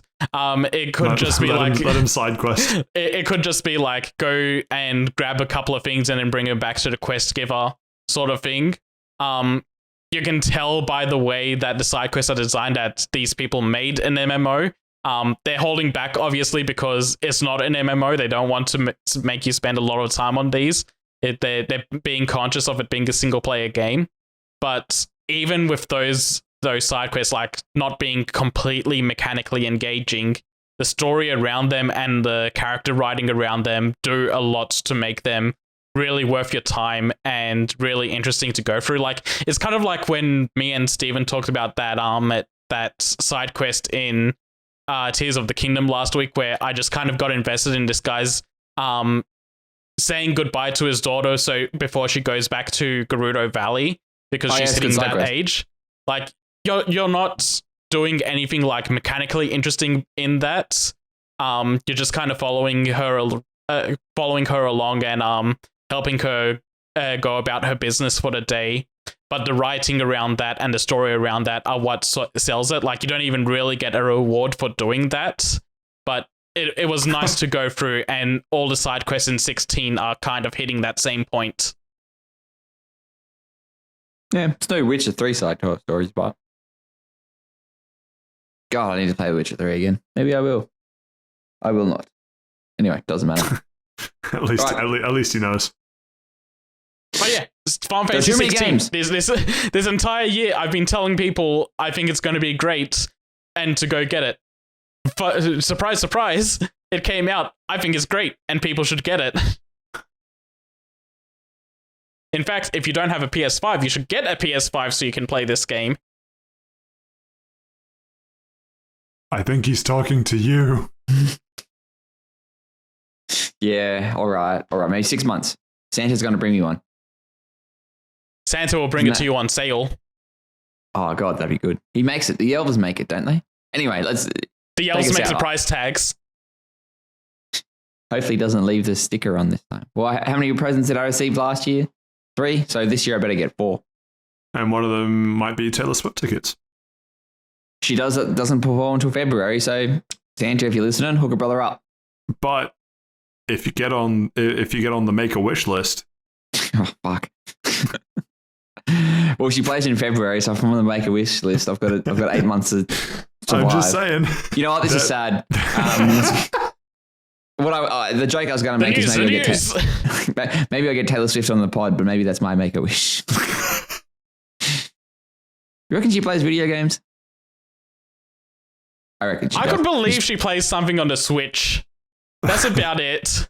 I reckon she's I could believe on her plane trips she's playing the Switch. No, I reckon she's heavy into the Pokemon VGC. I reckon 100%. She's on Showdown all the time, I reckon. No, remember when Lady Gaga tweeted about playing Bayonetta? No. Yeah. Lady Gaga is a huge Bayonetta fan, apparently. Yeah, apparently. Thoughts I wonder on how she voice felt about actor Bayonetta from... 3. Yeah, I was going to say, thoughts on Lady Gaga being a singer and her opinion on voice actor pay in the industry? I don't recall this. You know what? I don't want to get into it. I reckon... I've got a voice. Remember when it came out that they were actually going to fairly compensate her? Oh, that's what you're talking about. Sorry, I thought you meant Lady Gaga's opinions on voice acting. I'm like, she's a singer. I don't get it. But yeah, no, that was a funny story. What happened with that? It kind of fell off the face of the earth after they found out that she was going to be fairly compensated and just started shit. Uh-huh. You got to get Twitter riled up, then you get stuff. Facts. I reckon Taylor Swift has an entire complement of Band Hero from several years ago, but she's paid someone to rig up real instruments to it, and she plays all of them. Like at the same time? Just me? Well, yeah. Just I didn't play Band Hero. Didn't have any friends, so I didn't bother. I didn't play Band Hero. I played Guitar Hero World Tour. That's the one on the 3D. That's DS, the DS one, right? Yeah. Wait, was it? Wasn't World Tour the one that was Guitar Hero, but we're ripping off Rock Band? Guitar Hero is the original Rock Band, big fella. True. I thought World Tour was the one where it came with that sick plugin that actually used the GBA slot on the DS and was... God, that was fucking sick. Holy it was actually really well designed in terms of using busts. And it was like ergonomic as well. Like it was. It had the hand brace on it. Yeah. Oh, man. They don't make games like they used to. World Tour was also... Well, World Tour was also on consoles, and that was the one that introduced the drums and microphone for Guitar Hero. Oh, okay. But I had that, but I don't remember seeing the attachment in years. I don't know if I sold it or lost it or what. Damn, now I'm sad. Wait a second, World Tour wasn't on DS at all. Let me go find out which one was the Guitar Hero game on DS. Hang on, he's fact-checking us. What is he? He's doing his own research. He's got some YouTube videos for us. He's got some YouTube videos for us to watch. Find the Defunct Land video, sir, if you won't. I can see where the confusion came in. The one on DS is called Guitar Hero On Tour. It's roughly the same thing.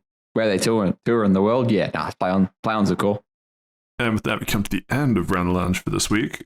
Thank you. I would say to you both, realistically, it was Saif, and actually kind of me as well. I think we spent longer talking about the demo than actually Final Fantasy. But yeah, it was because I had to keep reminding you that it was a skill issue. So anyway, now here's some news. Also, shut the fuck up. First up, we have Air Twister coming to a bunch of platforms. I have no idea what this is. What is this? Someone fill me in. I don't know. It looks ugly, but... We talked about this a few months ago. This is like a Panzer Dragoon style game that was coming to Apple Arcade. Just kind of here because I think this is neat, and it's good to see that it's escaping Apple Arcade hell and going to real platforms. Hey, is it a good game? Like, are we just sort of happy that it's not on Apple Arcade anymore? Like, that doesn't mean I'm happy about it. Like, because it I was on can play Apple doesn't mean I want Arcade, to. no one played it, so I don't know if it's a good game or not. It looks decent to me. I'd give it a try. I don't know. The art style is fucking just looks washed out. Yeah, no, it's a very ugly looking game, but gameplay wise, it should be fun. I can overlook some ugly graphics. Is that what you say every time you stare in the mirror? I can't overlook Get my this own guy outta ugliness. here. I don't judge games because I judge myself too harshly. I don't know how much this is gonna cost. It'll probably be relatively cheap. Look, if it's over $10, I won't buy it. But what if it's under $10, but it has a battle pass? Then I will buy the battle pass if I hit the cap. Yeah, that's the rule. I went to the website and it says pre-order soon, so I can take of that what you will. Imagine a game that can't even be pre-ordered. Disgusting. In the year of our Lord 2023. Wishlist it now. No. Speaking of wishes, I actually don't know how the fuck to segue this. It's some Yakuza news. You guys play Yakuza. You guys tell me the news. This is more sad news than actual Yakuza news. It's just that a bunch of Yakuza developers and leads left Sega quite a while ago. Like a Dragon now. I know it's Like a Dragon now, but these are about the Yakuza games. So, it's got to stay with the brand title for what ones are being affected. But yeah, a bunch of leads and developers left Sega a while ago to go work at NetEase at a new studio that they're all building up. And this happened like a year ago, I think. So just recently, Sega's gone to the GOG versions of the Yakuza games and omitted all those developer names from the credits, which is an extremely shitty move and petty behavior on their end. It's fucking weird as well. Like, it's more work to go and take them out. Because they've already have been released before. It's just the GOG versions of it. Yeah, it's weird as just the GOG versions as well, not Steam as well. Oh, very strange. Yeah, we'll have to say about that. Yeah, it's just really stupid and shitty behavior from Sega. I don't think it's Sega that actually did it. It's the company that localized it the Q-Lock. Hang on, no. Scroll too far down. I don't know anymore. No, it looks like it's RGG, like the actual publishers. Then it's the studio themselves. Then it's extremely shitty behavior from the studio, and it's more work to do that as well. Fuck. Strange. Yeah, it's rough. Don't really have anything to add. Yeah. That's just shitty. Yeah. Shitty and petty. Put your PNG of Zuko saying that's rough, buddy, here. F's in the chat.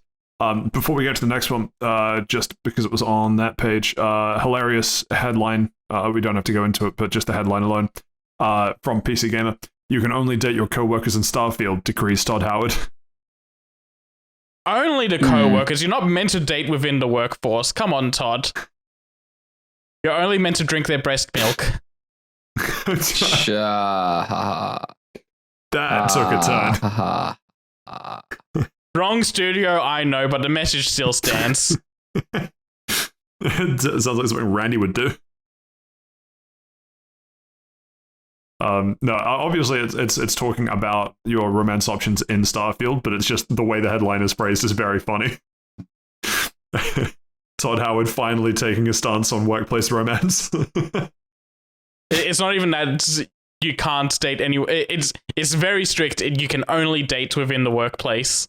Yeah. Much better for profits.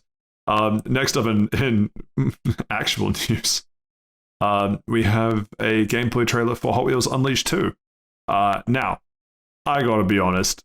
I saw the trailer and I teared up a little. I also teared up a little. This is Mod Nation Racers with a coat of Hot Wheels on top of it. Okay. I never played that. So I how do I tell him? We had a discussion about this before, like we had a discussion about this earlier, and we agreed that we were both sad at this trailer for playing games on PS3. I did not expect that you would be sad because it's Mod Nation Races. I am sad because we talked about how close Hot Wheels Unleashed 1 was to MotorStorm, and now this game comes out and they say, you know what we're doing? We're adding bikes and ATVs. Oh, you know Is what? that good? Okay, yeah, that's another way to look at it. I went with the Mod Nation aspects because it has a track builder in it. Yeah, I went with the MotorStorm because they now have, I think, every vehicle type from MotorStorm. It looks so fucking weird watching, like, I'm watching the trailer now and they've got like bikes in the trailer, but like no one's riding the bikes, obviously, because they're Hot Wheels cars, and it just looks strange. It's like the Burnout Paradise moment where there's a rider on the bike, but as soon as it goes into crash mode, the rider just disappears. Yeah, that's right. I completely forgot about that. That was very funny. Yeah, so I guess you guys are excited about this game? No. Oh. Excited to be I don't sad know, I don't about know. looking at it. Yeah, I mean, I think, wait, was it Hot Wheels Unleashed 1 that I picked up as part of, that a few of us picked up as part of a bundle that I haven't Yeah, played yeah, yet? you and Alexis No. picked it up. Gotcha. I you wanted end up to, playing it? and then 2 Sorry, got no, announced. Wait. Sorry, we just need to. So, I'm just going to make a timestamp here. We haven't discussed Alexis, Lexi, any of that stuff. Yeah, I said it vague enough that I think it doesn't really matter. Like, it could just be like anyone named Alexis sort of thing. Like that. Okay. Yeah. Yeah, Fair enough. I just wanted to highlight that because I'm not sure if.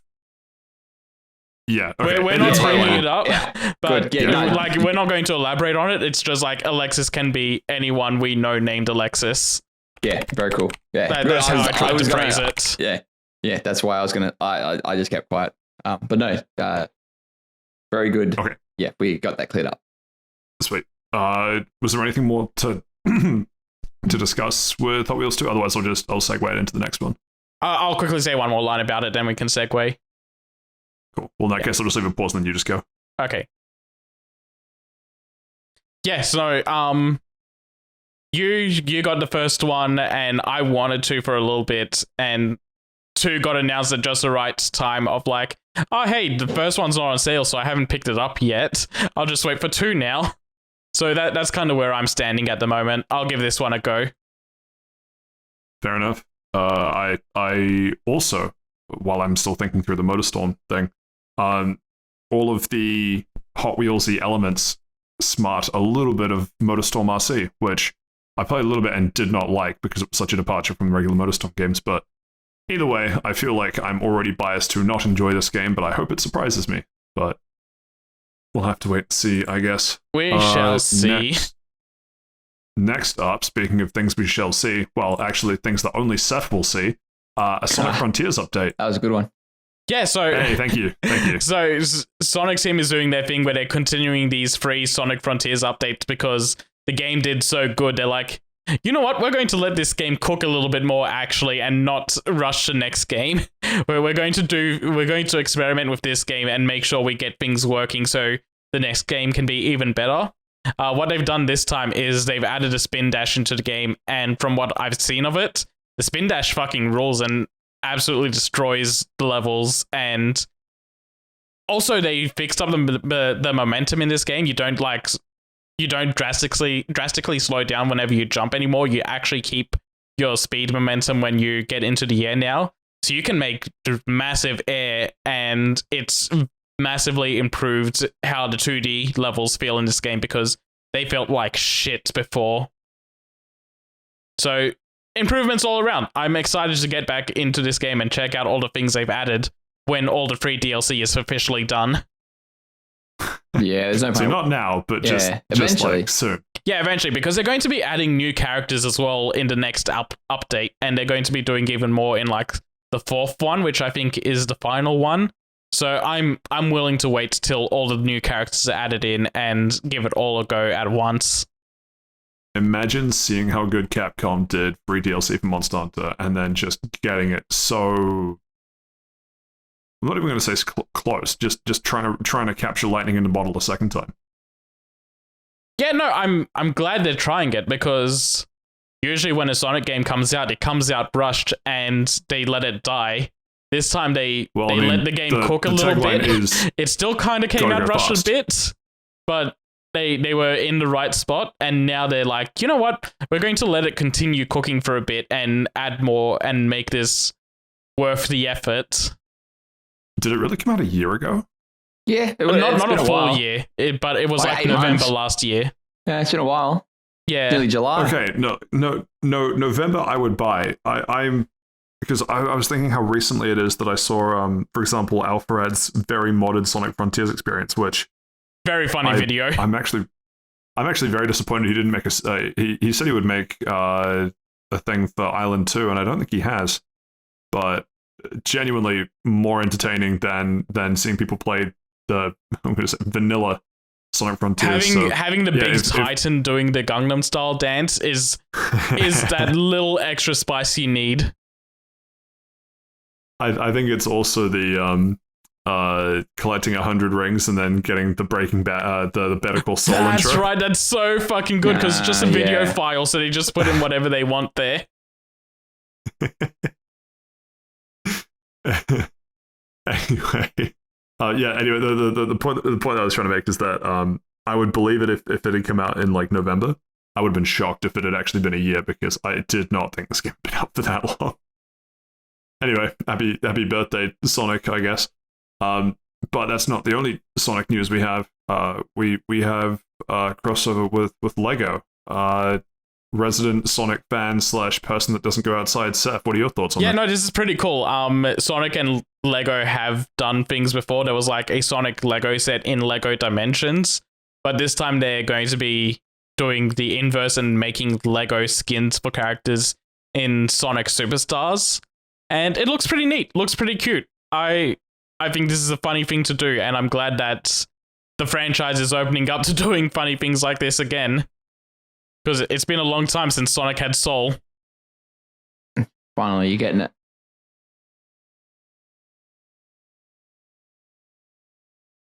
Anyway, speaking of Soul, how would you like to sell yours to Todd Howard to buy a Starfield skateboard?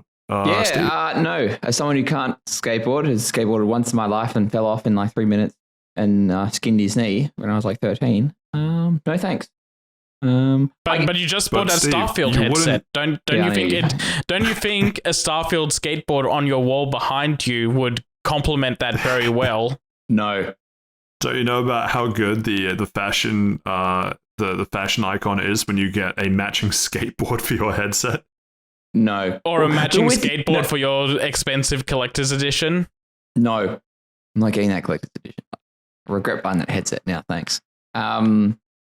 So the interesting thing about this... Look, the target was painted on your back when you said it was a Starfield one. I should have kept my mouth big. Anyway, so the weird thing about this Starfield skateboard is it's like blue, whereas all the color schemes for Starfield have been like white so far. Like the Starfield controller's white, the collector's edition comes with a watch, and I'm pretty sure the watch is white. So the headset's that's why white. He's not getting it. It doesn't color match. Yeah, it doesn't. It go against my style. It's not the right color.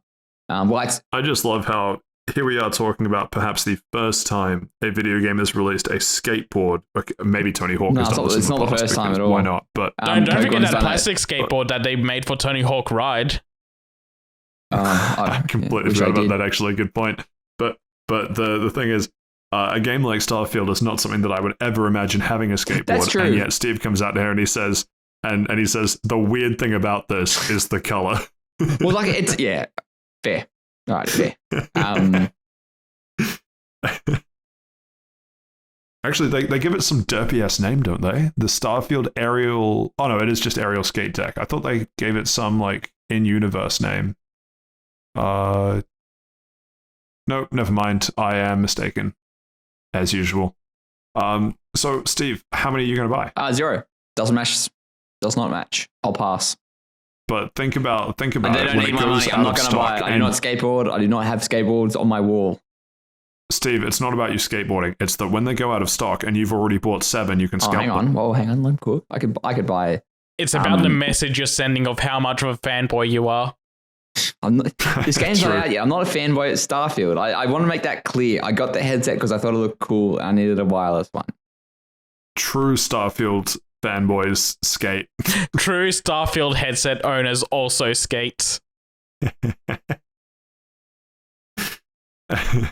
I think we're slowly making him go towards that refund button.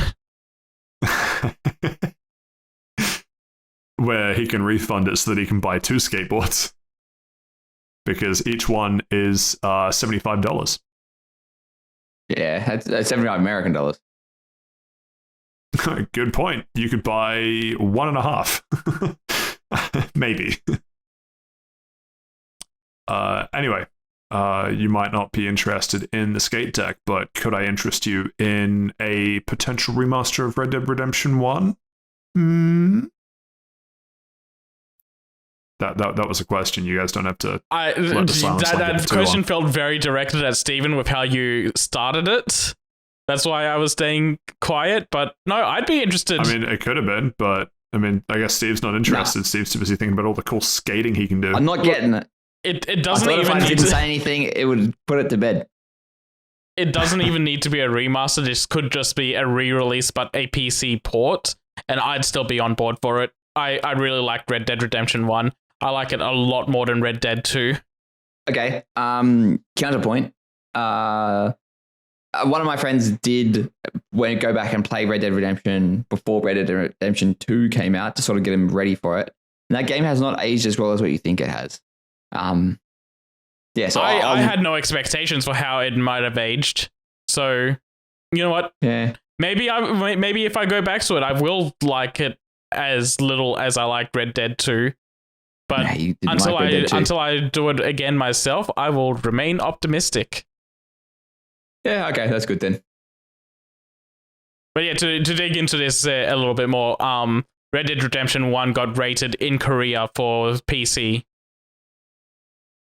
Yeah, that's interesting. It might even just be For console, you mean, right?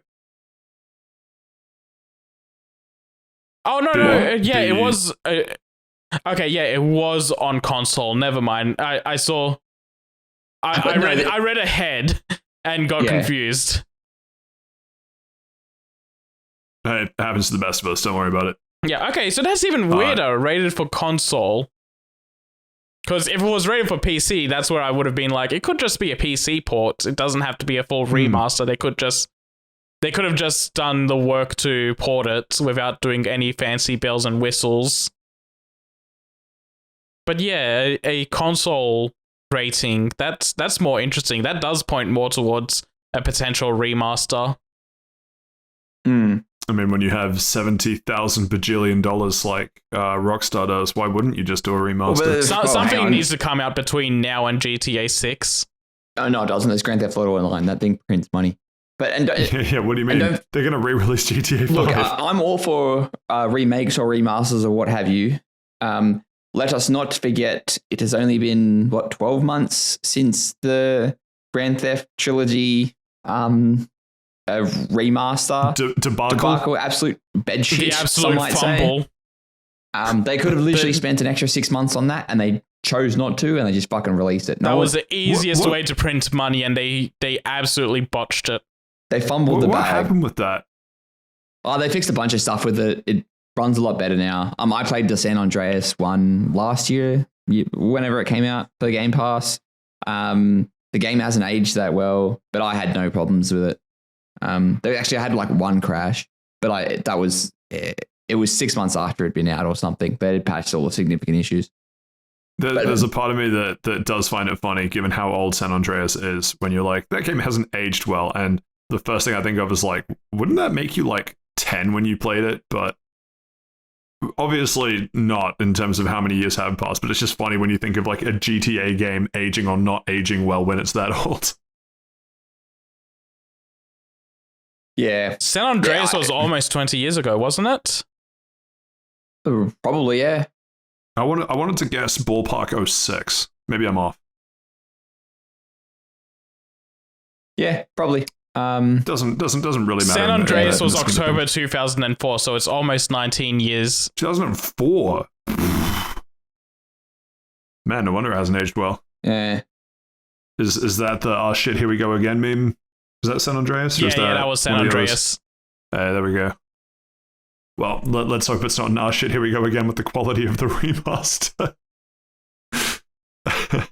If it is a remaster, but of course we'll have to wait and see. Now, Saif, you mentioned something earlier that was really interesting when you were saying, you don't have to do any of the fancy bells and whistles. You could just port the thing to PC.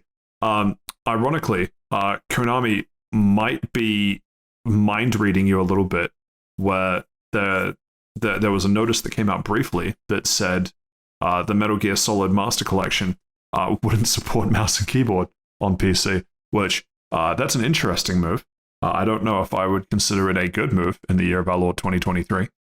That's really weird because I think the GOG versions of these games do support mouse and keyboard. I'd have to double check myself on that one, but I think they do. Realistically, it's like 6 people that will care about this. Yeah, honestly, these are probably games that will be played a lot better on controller anyway. There's like, whenever there's one of these type of games that come out without mouse and keyboard support, it's like 5 people that get upset.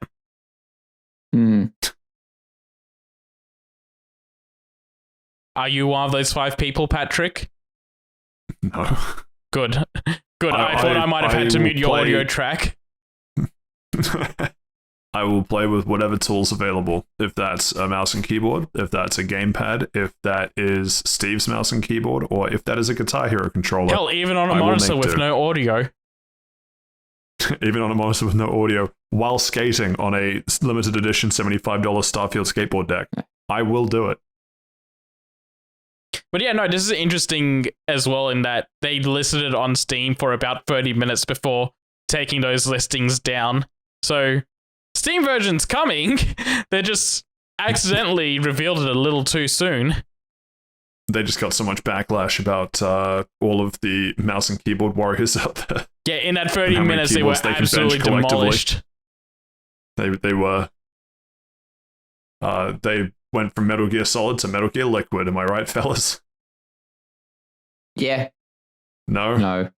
Maybe. You have no idea how much of a pun that actually is. If you wait, have you played Metal Gear Solid before? I'm not actually sure on this.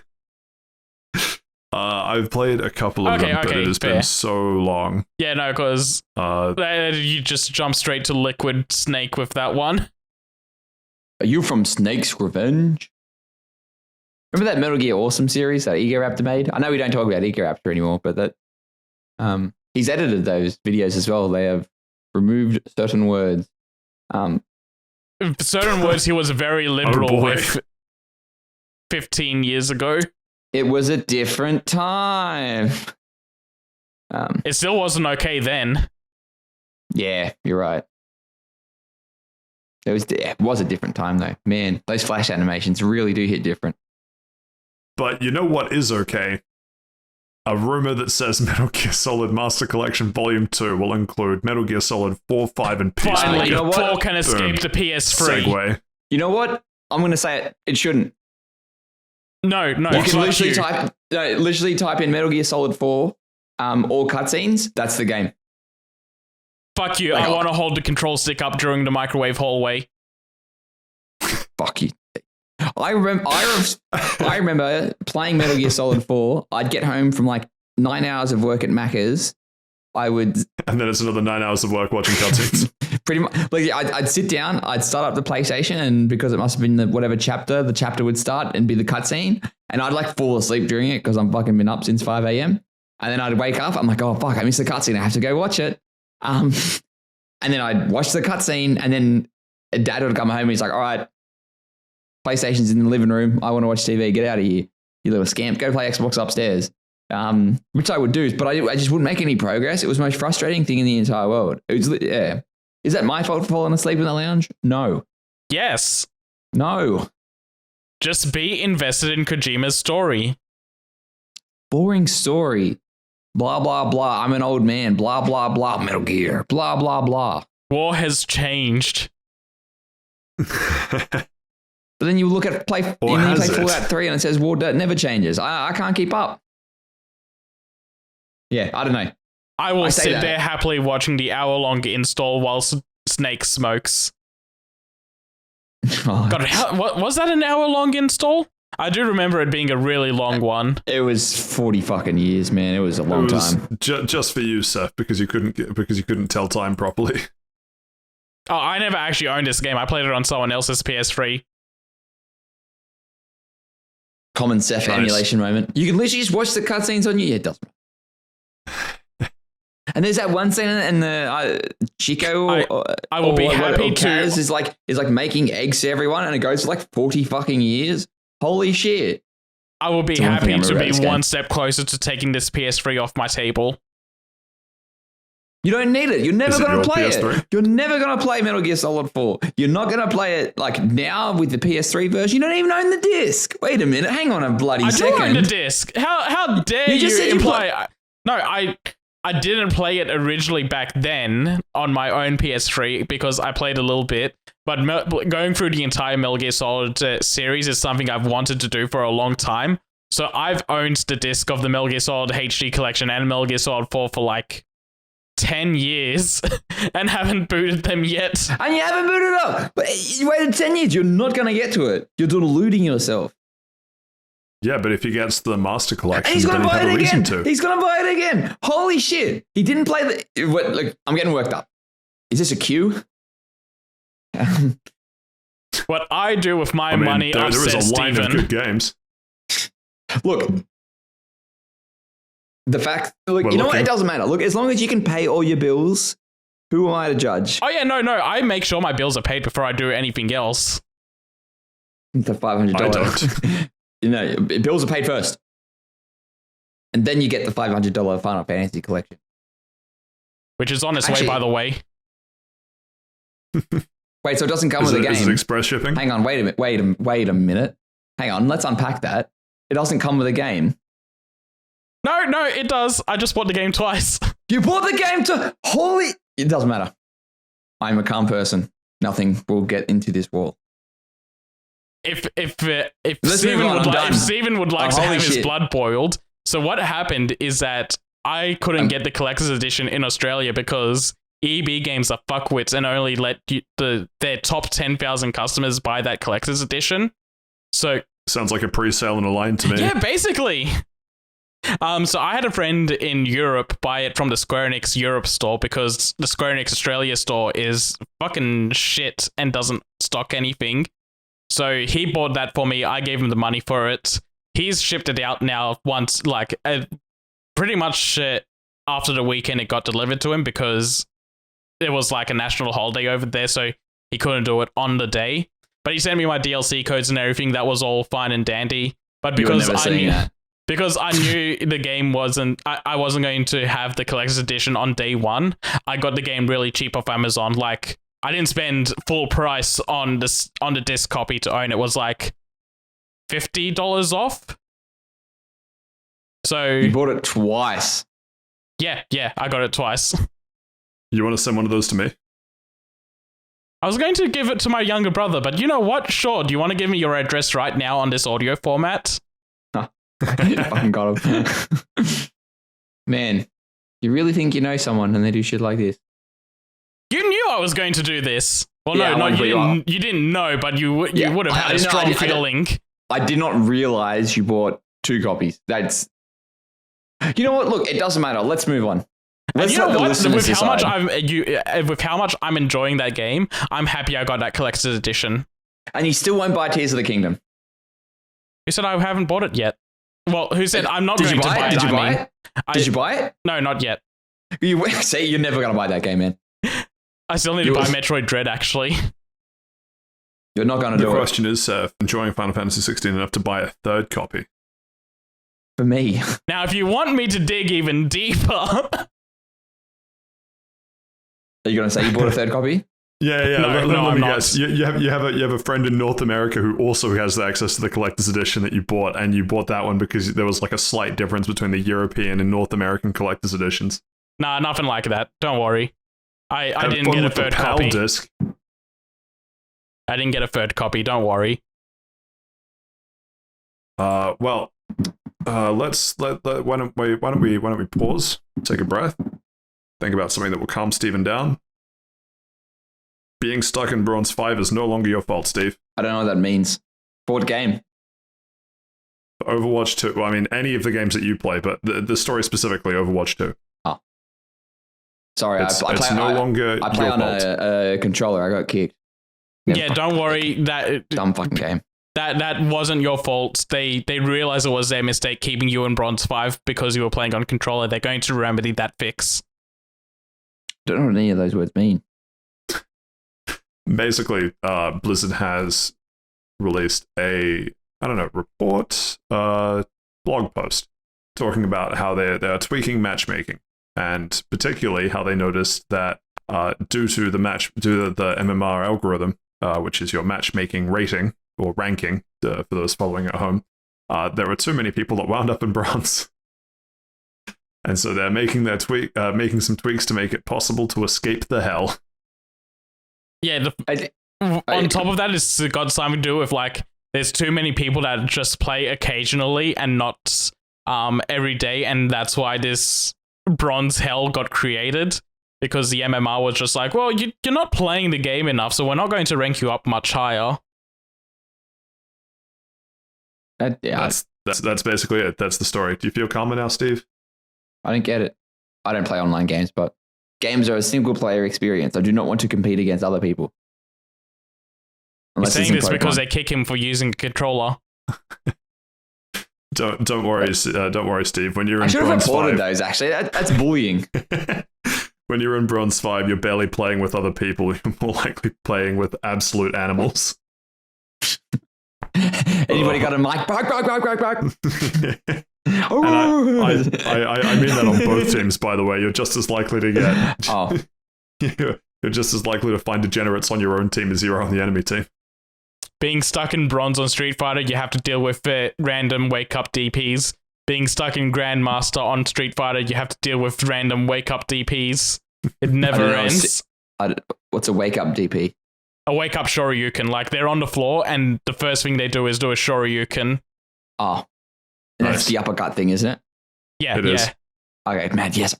I knew I had to fight them, Street. My favorite one was back in my dark days of playing Dota 2 a lot. Actually, Rocket League as well. Just any sort of hyper-competitive ranked game.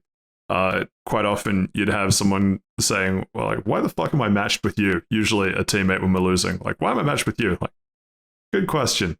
Algorithm seems to think that you have the same skill level as me. So... So one of us isn't ranked properly, and I'm playing at my rank level.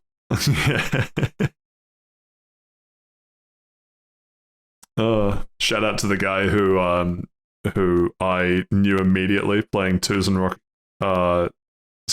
ones in Rocket League, said he wasn't smurfing, and then right with 10 seconds to go said, I'm not smurfing in twos, but I'm not smurfing in ones, but I'm grand champ in twos. And this is when the score's already like 10-0, because what the fuck can I do? But I hope his day went slightly better, because if his highlight was telling me in gold that he is better than me because he's grand champ in a different league, good on you, fucking shit sniffer 87. Fuck won. ranked games. Yeah, exactly. Glad those dark days behind me. Well, at least until ranked Monster Hunter comes out, but who knows when that'll be. Finally, on the list for the news, we have some Dragon Quest news, and I feel like all of these stories are almost just straight, like, I'll do like some excellent segue, and you guys are all like, wow, that's such a great segue. And then I just have to throw it to you guys, because you guys are much more invested in the games that these stories are about than I am. Which of you wants to hit the Dragon Quest news? I will, because I played it at the start of the year, roughly. Actually, did I play this game? Yeah, I think I did. So Dragon Quest 12. You know it. I know it. I don't, but okay, sure. well, it's We not- it's don't not out actually yet. know Dragon Quest Yeah. 12 yet. All we know is that the logo exists. Yeah. And we know its full name is Dragon Quest 12, The Flames of Fate, which is a fucking sick name. But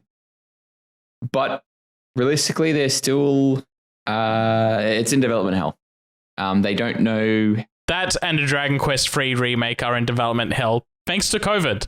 Hey, did you know that games that started development before and during COVID are still experiencing development hell because COVID was a thing that fucked up development? Big surprise. I told you it would. I told you we'd still be feeling it now. Saying that though, 2023, is a very good year for video games. So next year it might be a bit slow down, or maybe just getting new IPs will be a bit weird. Look, with Square Enix's release schedule at the moment, we just had 16 come out. We know the 7 remake second game is coming out early next year. I'm going to say probably around April. This can wait until like late next year. Hell, if they want to try and get Kingdom Hearts 4 out late next year, then this can wait till like early 2025. There's no rush. Square Enix is pretty loaded in their AAA space and are able to get like 2 to 3 big games out a year that it doesn't really affect them all too much. Yeah. It's interesting as well. The article says that they're targeting an adult audience. So maybe I think dark and gritty type of stuff. Maybe might get the rarest Dragon Quest sex scene. I think with how Maybe the Quest is translation, having sex with the dragon. I think with the way it's translated, maybe it's like either adult target audience or like they're going to try and go for mature themes. Like that's kind of what Final Fantasy XVI's road went down in. But it's going to be more interesting to see how Dragon Quest tries to handle it, considering its art style, the Akira Toriyama art style, doesn't really lend itself well to those sort of themes. I don't know why he's always their fucking art style. Holy shit. He's got like 3 faces and 4 hairstyles. And all of them are spiky. It's just how Dragon Quest looks. I think changing it now would be sacrilege to the entire nation of Japan. Yeah. Yeah, I guess so. But yeah, Dragon Quest 12, it'll come out fucking 45 years. So stay tuned. Stay tuned. Stay tuned. I'll look forward to it whenever it comes out. Stay tuned in for more news from us next week. But that's the end of the news for this week. Boom. Nailed it again. How does he do it? Short news week. I blamed the Nintendo Direct. I mean, sure. Keep going. Blame. You say blame. I say thank. Potato, potato. You know what? We didn't get it. Patrick, what is the Patrick sake of the Nintendo Direct? I don't really have one, to be honest. I don't really have a Loved horse it. in Got it. Excited. Nintendo Direct races. Excited for Detective Pikachu 2. I understand. I've seen a bunch of people trying to figure out why the art style for one of the Mario games they've announced looks shit, yet everyone is celebrating it. That's about the extent of my knowledge as to what they announced. Which one? The like wacky mechanic one. The new 2D one? Big Yeah, that head. one. It got the Brilliant Diamond Shining Pearl treatment. I thought it looked fine, so I'm surprised to see that people hate it. I mean, it's that people hate everything. People hate us. Did you know that? No, they don't. Impossible. I've only ever heard good things about us. Yeah. I've heard bad things about you specifically, but us as a collective, good. Fair enough. Right. Do we have an audience question this week? I don't believe so. Nada. Yeah, nah. We do not. We've run a bit over time as well with the Final Fantasy. It was a Final Fantasy 16 question. Maybe we'd answer it. Would you let us answer it though? Is the real question, because I don't think so. I'm on my honk shoe era. Your honk shoe character development arc. Right. Well, We might not have that like goat that flops in my honking shoes. Oh, far out. Yeah, that was funny. We might not have an audience question this week, but I don't know if he's saying that to himself, like his own comment was funny, or what I sent in the podcast group chat was funny. Why are you sending shit in the podcast group chat while we're recording? That's just rude. Yeah, because he's not listening. We're not talking about listening. Final Fantasy XVI. I just don't expect Steven to comment on it while we're live recording. Follow-up question: why is Steve checking the group chat when we're recording? I get notifications on my computer. But no, now that I've laughed at it, I have to fix saying the fucking joke. Now we're all going to be fucking losers. So there's that Grimace Shake challenge that's going viral on TikTok about how people are drinking the Grimace Shake, and then it's like a hypercut to like them dead or something. And then Saif has posted the Sonic the Hedgehog official Twitter account, and it's like the death of Sonic the Hedgehog, that game that came out. And it's him saying "Happy Birthday, Grimace." It was just something so out of left field that when I opened it, I was just like, I just wasn't expecting it. I thought he was gonna like post some Q joke or something.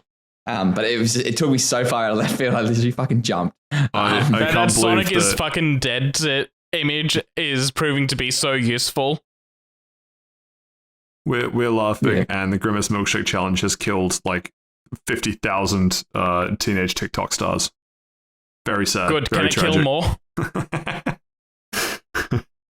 We need to make the Grimace Shake even more deadly. Anyway, we might have an audience question for this week, but you are welcome to send us one. Maybe we'll get to it next week. Who knows? Depending on timing. We're on Twitter at Fast Travel Lounge minus the L that Elon stole from us. Facebook, Fast Travel Lounge, and good old Fast Travel Lounge at gmail.com, the old email mailbag address. If you have enjoyed listening to the episode 79 of... Man, imagine if I just gave a number right now and then we had to hold true to that number of episodes. 69. 79 of 69 doesn't work out too good. Yeah, we're going back in time. It loops around. It loops around. After we hit 1 million episodes, you go back. Starts again. Yeah, 1 million fair enough. even. How long is 1 million weeks? I'm going to look that up while you do the round out. Great. I've lost my train of thought. Where was I going? If you have enjoyed listening to this, it really helps if you give us a like or a rating or review on the podcast platform of your choice, the one you're probably listening to my sweet, sweet voice on right now. But this brings us to the end of episode 79. Thank you so much for listening. It'll take us 19,000 years if we recorded a new episode. We got time. Mr. Incredible moment. Yeah, I got time. Is there anything we want to hype for next week? Seth will be playing Final Fantasy again for some reason. Steve, anything you wanna hype up? It's too late to say it now, but we ever doing that with Spider-Verse chat? Ooh. Oh shit! I forgot about that. Perhaps. Yeah, I forgot we haven't done that yet.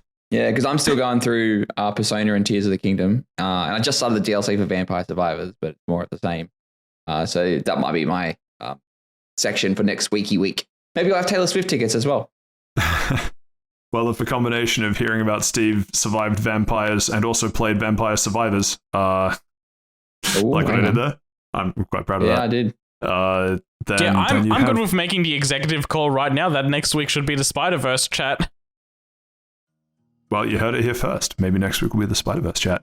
Anyway, until then, I've been Patrick. I've been joined by Steve and Seth. It feels wrong to say it backwards, but that's how I opened it. That's how I'm going to close it. Thank you so much for listening, and we'll catch you next time. Bye. Happy birthday, Grimace.